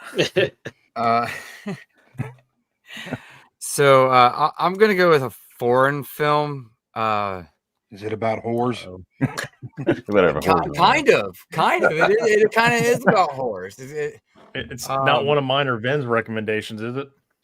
No, you said no, okay. It wasn't. It was actually a recommendation from the guy that was the clerk at Orbit DVD when I went in store. He recommended it, and I thought, well, okay, he probably knows good movies, but that's going to be The Night Porter. Oh yeah, I haven't seen that. And heard about that one. it's an Italian film, and it opens up right on the back, and it says, "In this unsettling drama." I was almost like just kind of sick to my stomach by the time I got through with this movie. It just kept me unsettled for the whole almost 2-hour runtime. Wow. It has to do with like Nazis and Yeah. prisoners and the aftermath afterwards, and they do a really good job of making you feel like you're going through the motions with the main character in this. Even if you don't speak the language, just the atmosphere and the way that they make you feel. I just don't think this would be a good one to say this is what Criterion Collection is. Mhm. Like I said, at the end of it, I just had this pit in the bottom of my stomach. I'm gonna watch it again just to see like if I can kind of understand what the significance this brings to film. Other than sometimes there can just be a film that's too real. Maybe that's the whole aspect of it. But there's just some off the wall like sex scenes that just kind of happen out of nowhere in the prison, and then after they get out of prison, because what it is she runs into like an officer that abused her while she was in concentration camp, and this is a few years afterwards, somewhere else, like far away. Where is it at? I think it's in Vienna. I don't think it's still in Germany. I think it's somewhere else. But she runs into him, and then they continue to have a relationship afterwards, and it's just she's basically just whoring herself out to this guy, but she didn't really know that because she was like a young teenager. Like I said, it's really funky. It left me really unsettled. So much so I don't even think I logged it on Letterboxd when I got done watching it. I forgot to log it because it doesn't show that it's logged. I had that written down from one of the other recommendation live streams we did, so I don't know who brought that up because I had that written down on one of my lists. I think I added it to my wish list on Criterion like 2-3 days ago. Yeah, no, I don't know. It left me very unsettled. But it just had a 4K. But some people go into films looking for that, so maybe you will. But I couldn't recommend it to somebody to add it to their collection. Yeah. I want to say it just got a 4K from like Curzon or somebody over in the UK, and it was getting some talk, and I don't think it's been presented as the movie that it is. Yeah. You know, like I don't think like, but yeah, I'm reading some of the summaries on here, but it's a concentration camp survivor rekindles her sadomasochistic relationship with an ex-SS officer working as a night porter in Vienna. So she goes to this hotel, runs into him because he works there, and then she starts having these flashbacks of how he treated her, and she's hooked on it because she's mentally unstable, basically. Yeah. And So yeah. So I'm wondering, I bet you probably in the UK, this is a bigger movie than what it is here in the States. It's probably garnered more attention there, and that's why it's not. Yeah. Mm-hmm. Yeah. Yeah. Some of these reviews on IMDb, I'm like, yeah, I'm right with you, Jeff. Yeah, like I said, if I try to take, that's what I like about Criterion. I like to take recommendations from people. Usually if they hail it, there's a reason why. I'm still trying to figure out why somebody would recommend this one to me. Maybe it's because they thought that it was realistic enough, but to me it was just a little too, it just left this pit in my stomach. Like I still haven't set right, and I think I watched it back this last summer. So, and I still can't. Well, they seen that you were buying Solo and Come and See and all those other titles. They just figured it would fit right in. No, actually, they suggested it with me when I bought Yojimbo and Sanjiro box set. Wow. They're like, "Oh, you like Criterion? Here, try this one." And they choose that over Brazil. So and you chose that over Brazil. Brazil's amazing. Hey, Mike, we've had this night porter on the shelf now for like 3 months. You think you could sell it to somebody? Bet. Some people put 5 stars on every Criterion before they even see them, and they're like, "This is a great movie. I just know it." And if they don't like it right when they first see it, they say, "I know I'm going to like it if I watch it again." You know, and maybe not. some people collect everything in the collection, and which is great. I mean, I'd love to see those collections, you know, to see everything, but you know, you watch movie trailers at least to kind of, or go to the library sometimes if you're on the fence about it, and do some research before you know, spend a lot of money on something. Especially with Criterion, because they vary so Yeah. much. One Like I said, release there's something is for everybody in the collection. completely It's not different for than everybody. another It's release. necessarily not everything's gonna be for everybody. You know. All right, so now we're getting into our final round. You know, titles we're looking to pick up in the sale, basically our wish list or shopping list. So going through mine, of course, House Party and The Breakfast Club are top priorities for me. I love The Breakfast Club because it's one of my favorite movies of all time. I have a Blu-ray though, so I guess this is a first time of kind of double dipping a little bit with the upgrade. But I want those special features. I heard there's some good special features there, so I got to get The You Breakfast can't get Club. House Party though, can Yeah, we? House Party's think gonna that's come Is January. House back. Party not coming out in November? I think it's No, January. They January now. January. Oh man, they would do that, man. Well, Got them that's on my okay. short We'll save it list for too. next time. I don't know why. Why did I think it was coming out in November? I It think it was. was. They It just got they delayed. just got Yeah. delayed Pushed it last back. week. Oh, Yeah. Maybe they okay. found them. Maybe they actually did some quality check. And they found something they needed to fix. And Maybe they're giving us House Party 2 and 3 in there. yeah, There you go, trilogy pack. combo now. Yeah, Well, that saves On me that some fourth money one. then. I'll save that for the next time. yeah. I do want to get a Bull Durham. I think Johnny, you Oh, mentioned yeah. that sports one, and I Yep. love sports movies, so I'm like, that's Great an movie. easy watching one I can pick up. I do want to get the Player. You guys have been recommending that one, more There you go. modern movie, Mhm. but hopefully it's not sold out when I go check for it. So, One False Move. That's like another modern kind of movie, like a Yeah. thriller. I think is going to be easy watching. Yep. So those are my top priorities. Also, like Nightmare Alley, I do want to get as well. That's already out, correct? Mhm. Yeah. I think so. It Yeah. just It comes came out this like, month. Yeah. I think Okay. it came out literally like maybe today or Yeah, last Ooh. week. this week. Yeah. There Yeah. you go. Yeah. So that's what I'm thinking about. I saw it in the theaters, and I really loved the first half of that movie. The second half, not as much. So Yeah. we'll see. But Rooney Mara in 4K, I'm like, I got to. I have to. And so those are like my top 5 right there. Maybe I'll get, Lost in America and Yep. of course Darjeeling Limited, but I'm afraid those are going to get upgraded to 4K right when I pick them up. So those ones I'm like, I don't know. And then maybe Barry Lyndon. I've been so close to getting it every time. Like I've had it in my hand and I'm like, oh, but then I Just found do it. damages on it. And I'm Just like, do it. Okay. Just do it. so I'm Yeah, like, you am I showed it in a finding video nice once, and then you didn't copy? buy. I know, because I got to the counter and then I'm Oh. like, wait, this is all messed up. So I guess I even not gonna congratulated get it. Mike. I was like, Mike, I'm glad you're finally getting that movie. He said, I actually put it I back. was literally, I had it in my hand at the checkout counter. And I even asked them, I'm like, hey, it's damaged. Will you guys give me a little bit of a discount here? And they're like, no, it's already on sale. I'm like, well, fine. Excuse me for asking, man. So I'm like, I'm out. Bye. You should So have I threatened don't him like I did. know. Barry Lyndon, that's a long movie. Kubrick title, right? Mhm. See, there's some Kubrick movies I love, like Clockwork Orange. That's probably my favorite one. But then other ones like 2001 Space Odyssey is like a little overhyped for me.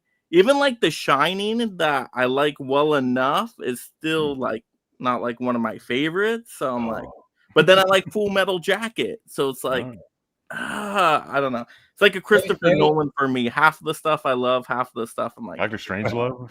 Barry Lyndon Yeah. is more. It's long, but it's more palatable because it's very much a character study where it follows this one dude on all of his trials and Yep. tribulations, where it follows him on this like misadventure after misadventure, where he's in the army, he meets this girl, he does this, he does that. So in that way, it's easier to watch, even though the runtime is longer, as opposed to like a 2001, even, which is a fantastic film, but it's kind of harder to like wrap your so head around. disjointed though, right? Like What's the up? 2001 to me feels very disjointed, right? Well, that's Because my you got, like, point. eight Barry sequences. Lyndon is very linear. Barry Yeah. Lyndon Yeah. is you're following one dude on. It's almost like Forrest Gump, but just better. Ooh. Yeah, So it's it's not actually comedy. one It's not story comedy. because I know Kubrick often Yeah. likes to do like 2 movies mashed together. No, Yeah. it's just a This one's story of not. one man. Okay. and it looks absolutely gorgeous. Okay, yeah. Oh, Yep. all right. I'm tempted by that one. That's on the list then.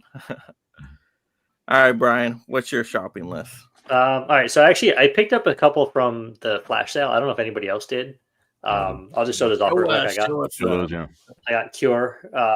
This was a recommendation from one of my best friends, and then it was on one of the other live streams. I think someone was talking about this one, so I wanted to get that.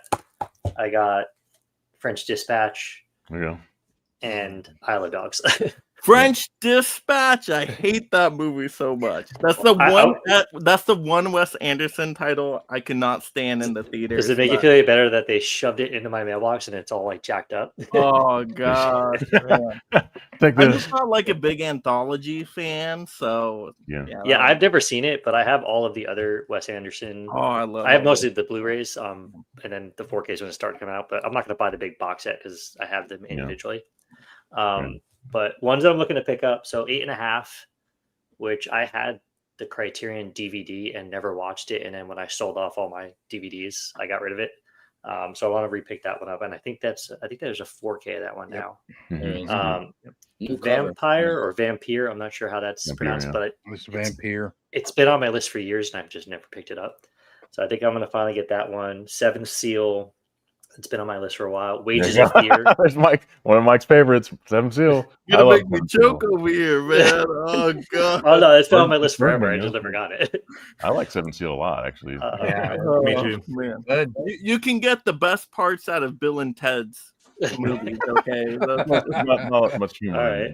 Yeah. Wages of Fear. Now that I've seen Sorcerer, so I would like to see that. Smooth Talk, just because Jeff always talks about Smooth Talk. Yeah. I want to check that one out. Straw Dogs is another one I had Yeah, Straw on Dogs. DVD, Yep. and I feel like it probably is due for a 4K upgrade. So if I get the Blu-ray, it'll probably just get upgraded. But I want to get that one back in the collection. Take one for the team. And buy the Blu-ray. And then one that I wrote down from tonight's is Mildred Pierce. There you go. So I'm probably not going to get all those. I'm probably limited to 5, but those are of those ones I want to get.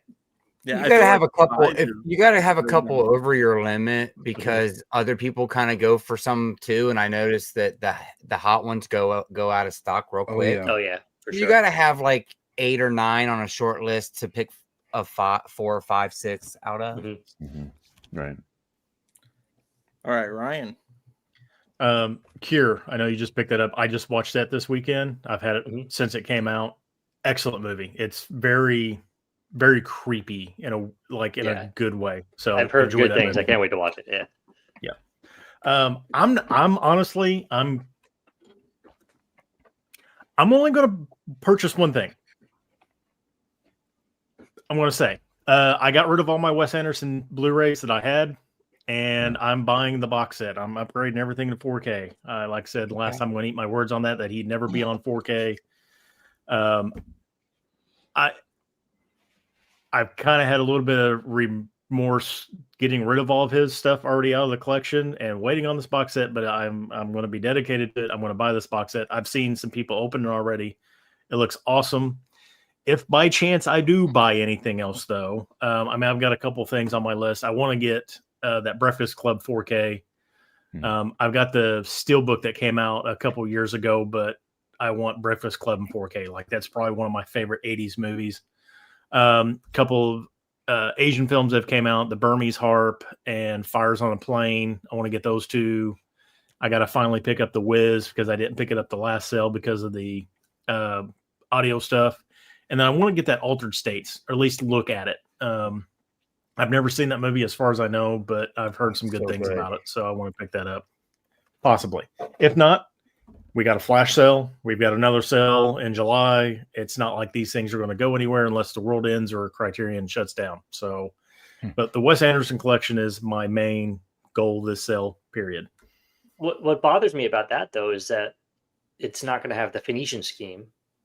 That's And I feel like they release all of his stuff, so they're gonna release that individually. Yeah, but but the French Dispatch, how long has it been? Isle of Dogs, how long has that been? These two took forever. Yeah. Yeah. That's for So sure. I'm not quite worried about it. What about Asteroid City? That's another Yeah. one that's not in there. Asteroid one. City, I don't think is Yeah, out it's yet, not in yeah. there No. because it's a different studio title, or so, I guess something with the studio with that. I haven't even watched Asteroid City. I mean, I I'm like sure it'll that probably, movie. I like that one. That one's I haven't cool. seen that one yet either. yeah, it's been on I my like it. shelf since it came out. Yeah, I know that's a risk I'm taking, and that's why I kind of had a little bit of remorse getting rid of all my stuff. But I also kind of needed to make a little bit of room on the shelf because the box set's going to be sitting on its own little like mini area or whatever. So it's freed up a little bit of room because that was what 7 titles out. So I made 7 spots, 6 or 7 spots. So yeah. All right, So yeah, Johnny. that's on mine. Okay, there's 2 ways I could go about this. One way is if I get the Wes Anderson box set, I'm not picking anything else up. I'm seriously debating on getting that. If I don't pick it up, you know, I mean, I think the last time I was on here, I had like 70 some titles. I'm not going through that shit again. So I do have it broken down by Blu-ray and 4K. So the 4Ks, Carnal Knowledge for All Mankind. Thanks, Jeff. JoJo Dancer, A History of Violence, I Repo forgot about that Man, one. The Big Heat, High and Low. And I don't think I'm going to pick up a lot of Blu-ray Kurosawas because I just have a feeling they might get 4Ks. Yeah. So High and Low, Spinal Tap, Wages of Fear, Flow, Eyes Without a Face, Twin Peaks, Altered States, Nightmare Alley, Eyes Wide Shut, I believe is going to be yeah. like the sorcerer Yep. of this sale because I think that one might go out really quick. Eyes Wide Hell- Shut is a November release. yeah, it's like the Okay. very end of November. 25th. Hell's Angels, Chronos. I'm debating on whether or not I should upgrade the Breakfast Club. So I think that one, the Blu-ray's got a 4K scan of it, and I'm like, I would really matter that much. And then as for Blu-rays, Last Temptation of Christ, A Face in the Crowd, Heaven's Gate in Vernon, Florida, because I love Errol Morris. Smooth Talk, thanks, Jeff.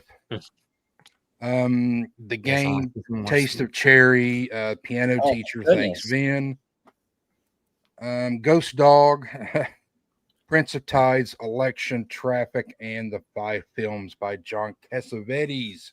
Dude, Johnny, you're listing off a lot of stuff. I think you Yeah, need that's to like 80 titles right there. I think you need, I think 70 you need to again. wait on that West box set and go into some of the other stuff. Well, It's not that's 70 if- titles, it's 40. I'm cutting it down to 30 this time. Well, Well, that seems like that's 80. if I don't get the Wes Anderson box set. If I get the Wes Anderson box set, I'm not getting all that other stuff. I'm not doing Because it. the box set's what, $250 on sale? $249.99 Wow. or something like that. Yeah, I'm not going. Yeah, I'm not going to go. You all out listed and get like that shit. $700 worth of films after that. Well, no, that's if I. Well, I think it's like, yeah, maybe like $400 or $500. And if you can still get it, I would go with the Paramount Presents election over Criterion's election. Yeah. Paramount Why? Presents 4K looks stunning. Oh my gosh, that looks so darn good. So Mike's a purist. What of does that say? Yeah, Criterion. Criterion snob. Well, Johnny, I'm in the same boat with that Breakfast Club. Like I've got the steelbook of it, but I love steelbook still, but I'm Okay. slowly stuff that's coming into the Criterion Collection, like History of Violence. Yeah, I've got Yeah. a really nice import steelbook of it. Same thing with No Country for Old Men. It's like I really want those Criterions though, but I'm trying to be good. But the Breakfast Club is, like I said, one of my favorites. know. I'm getting rid of that steelbook and I'm upgrading to the 4K. No Country on 4K is well worth it, and I think I Criterion. totally forgot about History of Violence, so I just wrote that down because I have to get That's a that. fantastic movie. No, it's my favorite movie of the year that came out. It came out. It's so good. all right, so 40 titles for Johnny this time. At least, yeah. I'm not doing that 70 title shit again. I can't. Do it. All right, Steve, what do you got? So I didn't think Johnny. I think Johnny. I didn't. He was going to mention Eyes Wide Shut, but that's the top of my list. That's on November 25th. I want to get a sweet smell of success. I want to get Isle of Dogs, even though I don't like the French Dispatch and Isle of Dogs that much. I love the special features on that.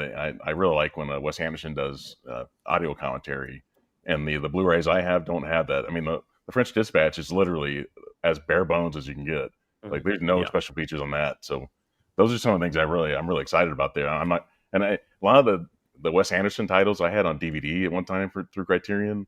Then I upgraded them to Blu-ray, and so it's like I'm not going to upgrade those to 4K now. I might get those 2 new titles on 4K, but I'm not getting the 10 film box set. Not doing that. I'm not going to upgrade them again. The ones I already have on. But Carnal Knowledge, Night on Earth, Mystery Train, Stranger than Paradise, Down by Law, Love and Basketball. That's still on my list. I still haven't picked that one up. So good. Yeah, So underrated. History of Violence, Altered States. Some of those titles. There's still a Kurosawa title that's a Kagemusha. I don't know if that's pronouncing that correctly.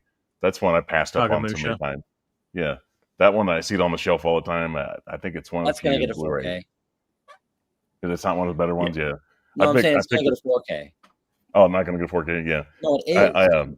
I've got like It is. 8 I have 8 titles from Kurosawa right now. That's like the last one that's still in print that I don't have, and so I need to finally pick that one up. But yeah, the Eyes Wide Shut's like the top of my list, and that's not until the end of the month. But I want to definitely get that on 4K. Because I have the standard Blu-ray for that one. Do you guys like Yeah. the cover art though on Eyes Wide Shut? Like No. I cannot get with that cover art at all. I'm like, this is really? not appealing to me. Yeah, no, it's pretty bad. Okay. That one. Yeah, Yeah. just Yeah, so it- weird to me. Like, Yeah. Hey, that's actually horrible. Yeah. yeah, So I with the don't know Kurosawa- video on that. That's not going to With keep the you from buying it though, just because of the cover of it. But If you're gonna go with a mask, you might as well go with more of those traditional carnival masks that are that they use in the movie. or just go with like Nicole Kidman, just like yeah, But on Kurosawa, BFI's been restoring and putting out all the Kurosawa stuff on 4K, so it'll be just a matter of time before it all finally makes it over here. Kagemusha is really a good movie. It's basically about the horse samurai, and it's done really well, and it's in color too. So I think it's in color. It's been a while since I've seen it, but it's one of my more favorite Kurosawa movies. I wish Ron or Ran. I wish that movie would come back. It's out of print and it was only on DVD through Criterion. I wish that would come back at some point. Well, we got that 4K steelbook not Yeah, long there ago, was and a I think 4K steel book of it. I remember Yeah. seeing it at Best Buy. There's like a Studio Canal Yep. version of it. Yeah, there you go. I'd like to pick that up. So I wish it would come back to the collection though, for just being a Criterion purist. All right, Vin. Eyes Wide Shut, and then some of the other new stuff like Flow, History of Violence, Nightmare Alley, Spinal Tap, Read My Lips also sounded like a interesting one, and then beyond that, stuff that's more, not new. I delved into a lot of Bergman stuff in the last sale, and I want to continue diving down that director's filmography. So I want to pick up The Virgin Spring, Cries and Whispers, and Wild Strawberries. So I just want to kind of so many films. I think there's a Bergman box set that has like an insane amount of films. Yeah. Yep. And I'm almost intimidated to buy that. I'd rather just like kind of pick them up individually, which is stupid, but I kind of would rather just do that. But I want to pick up more of those films. And then beyond that, the last thing I want to get is, it's in my cart here. Tales of Four Seasons. Eric Romer. I think he's a German director. I'm not sure. But it's 4 films, like a film about spring, film about summer, film about winter, film about autumn, in a nice little box set. And I've heard good things about those films, so I want to get that. All right, Jeff. So I'm gonna echo a lot of people, but my short list is not very short, but it's not as long as Johnny's. So I'm wanting to get Eyes Wide Shut. I've actually never purchased the film before. I've seen it, but the last time I watched it was that old Snapper Case DVD, so I'm excited to see it look good. I'm gonna get Altered States, Flow. This is Spinal Tap, Nightmare Alley. I'm hoping to finally get Seven Samurai, the Roaring Twenties, and the Fisher King are all on my short list. And then I did put Crumb on there after tonight because I want to get more documentaries. So. Crumb's great. Jeff, have you seen Fisher King? I haven't. Oh my god, Michael love Fisher King. I love it too. Good. Yeah, that one's great. Yeah. Nothing Great like movie. I expected. I'm like, what am I getting into? And I'm like, oh my gosh, this is incredible. So, Yeah, I've It's only just heard funny. good things about it. So. Fantastic. it's Yeah. funny. It's so funny in moments too. Just so effortlessly funny in moments. and it has everything, not just comedy, but romance in there. It has fantasy elements in there. It's like, It's And you dark, can see too. Robin Williams' wiener in that movie. Yeah. Well, that's not really. Yeah. It's not really. Those damn Hostess pies he keeps wanting. Yeah. I'm And then you assuming guys when you are say you can mentioning- see it, it's just a big bush with a little mushroom in it, right? Yeah. It's as not hairy as he is. That's one of the flaws in the movie, I think. But yeah, it's not. It doesn't ruin the movie. But, you know. It's unexpected. Yeah. And you guys are mentioning Flow a lot tonight. Is that a good recommendation for Oh, me? yeah. Then? Because I haven't watched it yet, but Yeah. that's like an animated. It's an title. I need to see that too. Yeah. It was so good. So Really it's basically a silent film. Oh, But Well, you killed it there it kept both my kids glued to the screen the entire runtime. because it's a cartoon. Yeah. Animated. Well, not even that, because there's just so much going on with the cat and the environment and everything. You don't really need them to talk. I mean, they're animals. That's why it's kind of like a silent film. But there's so much going on and there's so much emotion in it. It's really an artistic time. I'm so glad you told me it's a silent film, though. That's like the one thing I can't. I mean, do you expect a cat to talk? Yeah, there's animal movies where they talk. A lot of Disney them. did. They Oh, God. talking. Haven't you seen Homeward Bound? Yeah. There's some well. talking in there, right? There's dialogue. Have you in not all seen of that, Garfield? Seen Greatest Bill Strays. Murray movie Disney ever? I'm like, why don't I have that on my list? That's why now I remember. All right, great wish list there. So hopefully we find all this stuff in stock. That's what I'm hoping. Oh, I'll get my hands on it. Trust me. You'll find it somewhere, right? I'll get my hands on it. All right, well, this Johnny was now a on great. the aftermath. Guys, I screwed up. I bought it all. So they come back with 95 titles. Oh god. The 3-hour stream. Let me go last. He's like, I've got every spine number now. I bought a new shelf. Complete collection. All right, well, this was a great stream for recommendations, titles to avoid, all of that. So that's fantastic. That's going to help a lot of people, I'm sure, just getting into Criterion. But let's go around quickly, tell the audience where to find you, all that fun stuff, if you got any upcoming projects. So, Brian, what do you got going on? Yep, I am B-Dubs Movie Hub here on YouTube, Instagram, Facebook, Letterboxd. I posted a video earlier today from a convention I went to over the weekend, and this Thursday I'll be doing my second live stream of the week. We are doing a ranking of the Nightmare on Elm Street franchise. Full ranking. Me and my Nice. buddy are doing it. I also quietly hit 350 subscribers yesterday. So I'm Good doing job. a Awesome. subscriber giveaway of that's awesome. Love the fireworks. So I'll be giving away the digital code to the 7-film set on that live stream. Anybody in the chat that wants to be entered, just head over to my Instagram and you'll see what you got to do. Good job. All right, Ryan. Movies with Ryan. I know it's not Criterion's with Ryan. I'm going to actually get done here and then film a video for tomorrow. And then I'm going to try to pull off almost a video a day for November if I can get stuff recorded before Saturday. I always talk about, like, I've always said I want to do my top 25 movies. I think I said that last year, then I took a hiatus.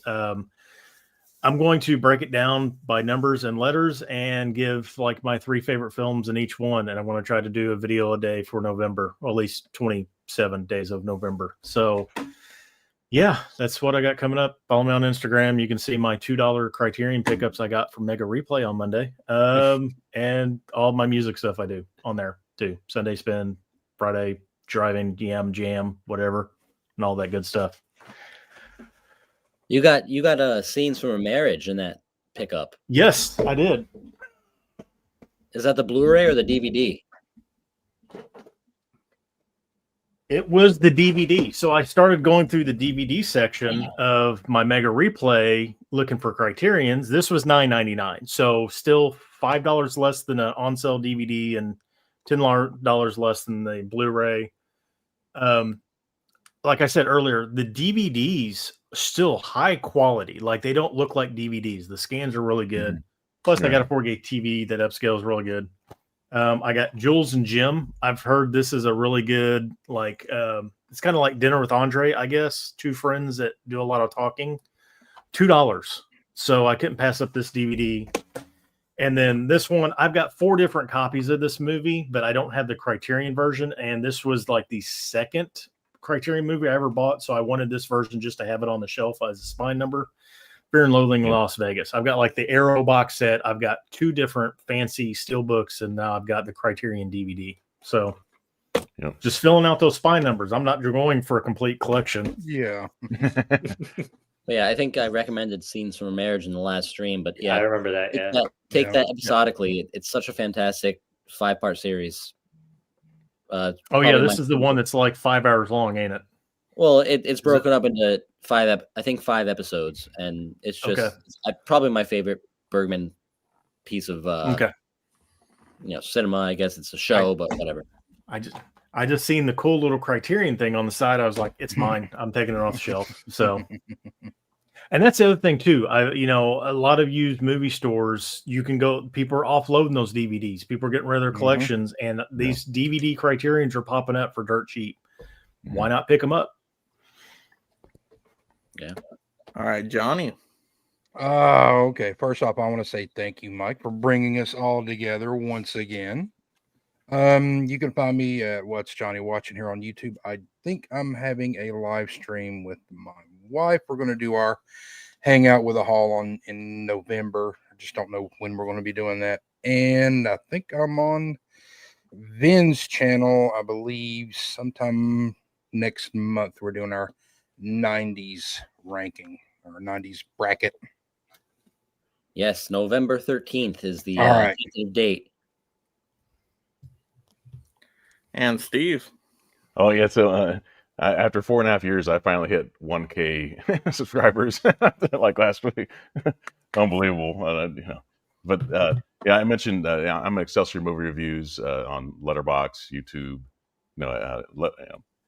Instagram, and earlier I talked about Spinal Tap as far as the movie that it kind of the first one that was like a mockumentary. It was a real life from Albert Brooks. Yeah, but this is great, guys. I love talking about Criterion. Love a Barnes and Noble. So hopefully everybody gets the titles that they want. And a great stream. Thank you. Vin. Just my channel, Hard Copy Blues. November 13th is a tentative date. Mike, you're going to join us as well. Johnny, we have a panel of I believe nine people, 9 YouTubers, and we're going to be doing a bracket style, kind of like NCAA bracket style battle of 90s comedy films.